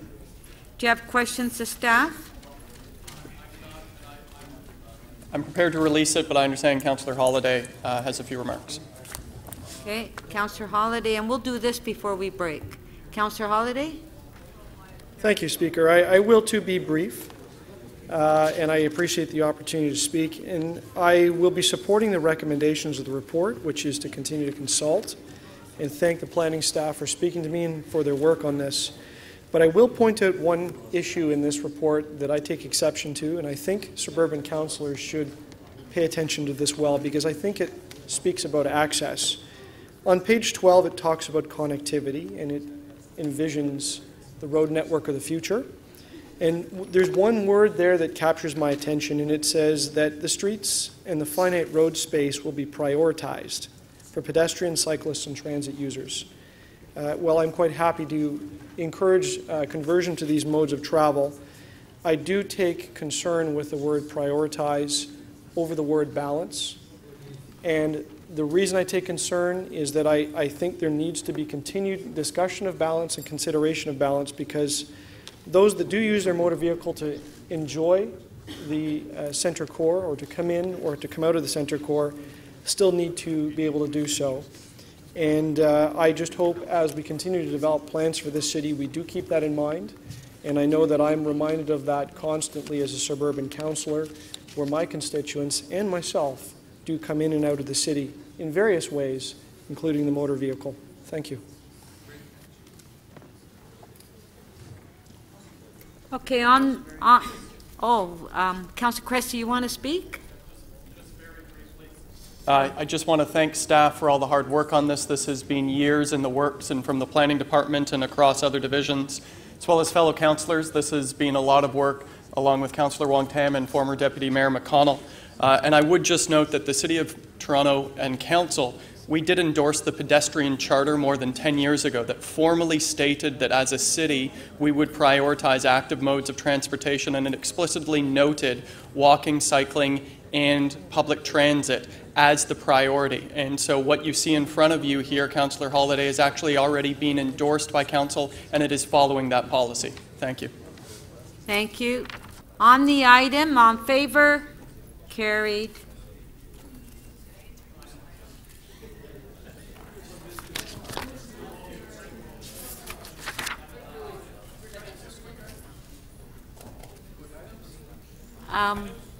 Okay, let's do quick items before we break. Quick items. Councillor Holiday. I do. I'm finding it quickly. On page 7, MM 32.21, report request on the feasibility of banning the display use of the Confederate flag on city property and events. I do have an amendment, and I will take a moment to say thank you to Councillor Shan and Councillor Mihevik for their assistance in coming up with something that I think we're all happy with. Okay, I hope everybody can support this. Hold on. What's going on? Why is everybody walking up and leaving? Yeah, there's far too much noise. Councillor Shan was happy with it. Well, he's not here, so he should be here. No, it's okay. Okay, so what is your, okay, there's your amendment. All right. So Councillor Holiday has an amendment on the screen for MM 3221. On favor? Well, who's holding it? Who's holding it? Councillor Thompson still wants to hold it. So it's not a quick... Nathan, help me write it. Okay, it's not a quick item. It's not quick. It's not. Councillor Matlow, quick item? Yes, I believe. Page 6, CC 32.5, 89-101 Roehampton Avenue. I'm just going to move the confidential attachment, the recommendation. I'm page 6, CC 32.5? Yeah, 89 to 101 And I think Roehampton. somebody had an interest on that. Councillor Aljamari. So you're releasing it, right? I am. Okay, recorded vote. Recorded vote?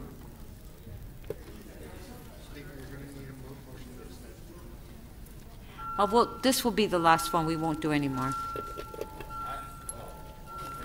Yeah. I know, but...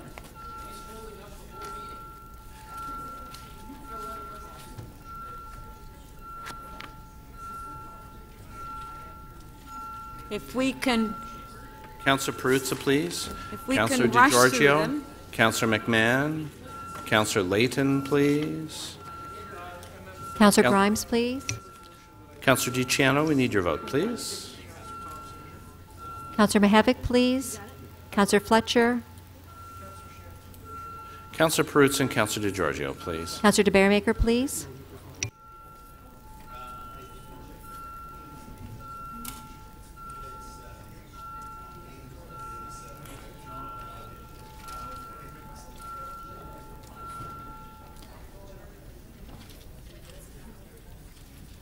The item is adopted unanimously, 35 in favor.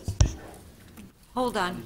Councillor Fletcher, we only had 3 minutes, Councillor Cressy. Councillor Fletcher? Quick yes, item? I've been going around and around and around on this all day. And I just want to move an amendment to the carousel motion, and I think we're good. What? What's that? Pardon? Okay. Oh, I'm sorry. It's not a quick item. Councillor Ainslie, do you have a quick item? I do, Madam Chair. Public Works and Infrastructure, the free-floating car share pilot interim policy. I have an amendment that I'd like to move. I have a page or that one. Sorry, page 4. Page 4. I have a motion, Councillor. Sorry, ma'am. Okay, let's recess.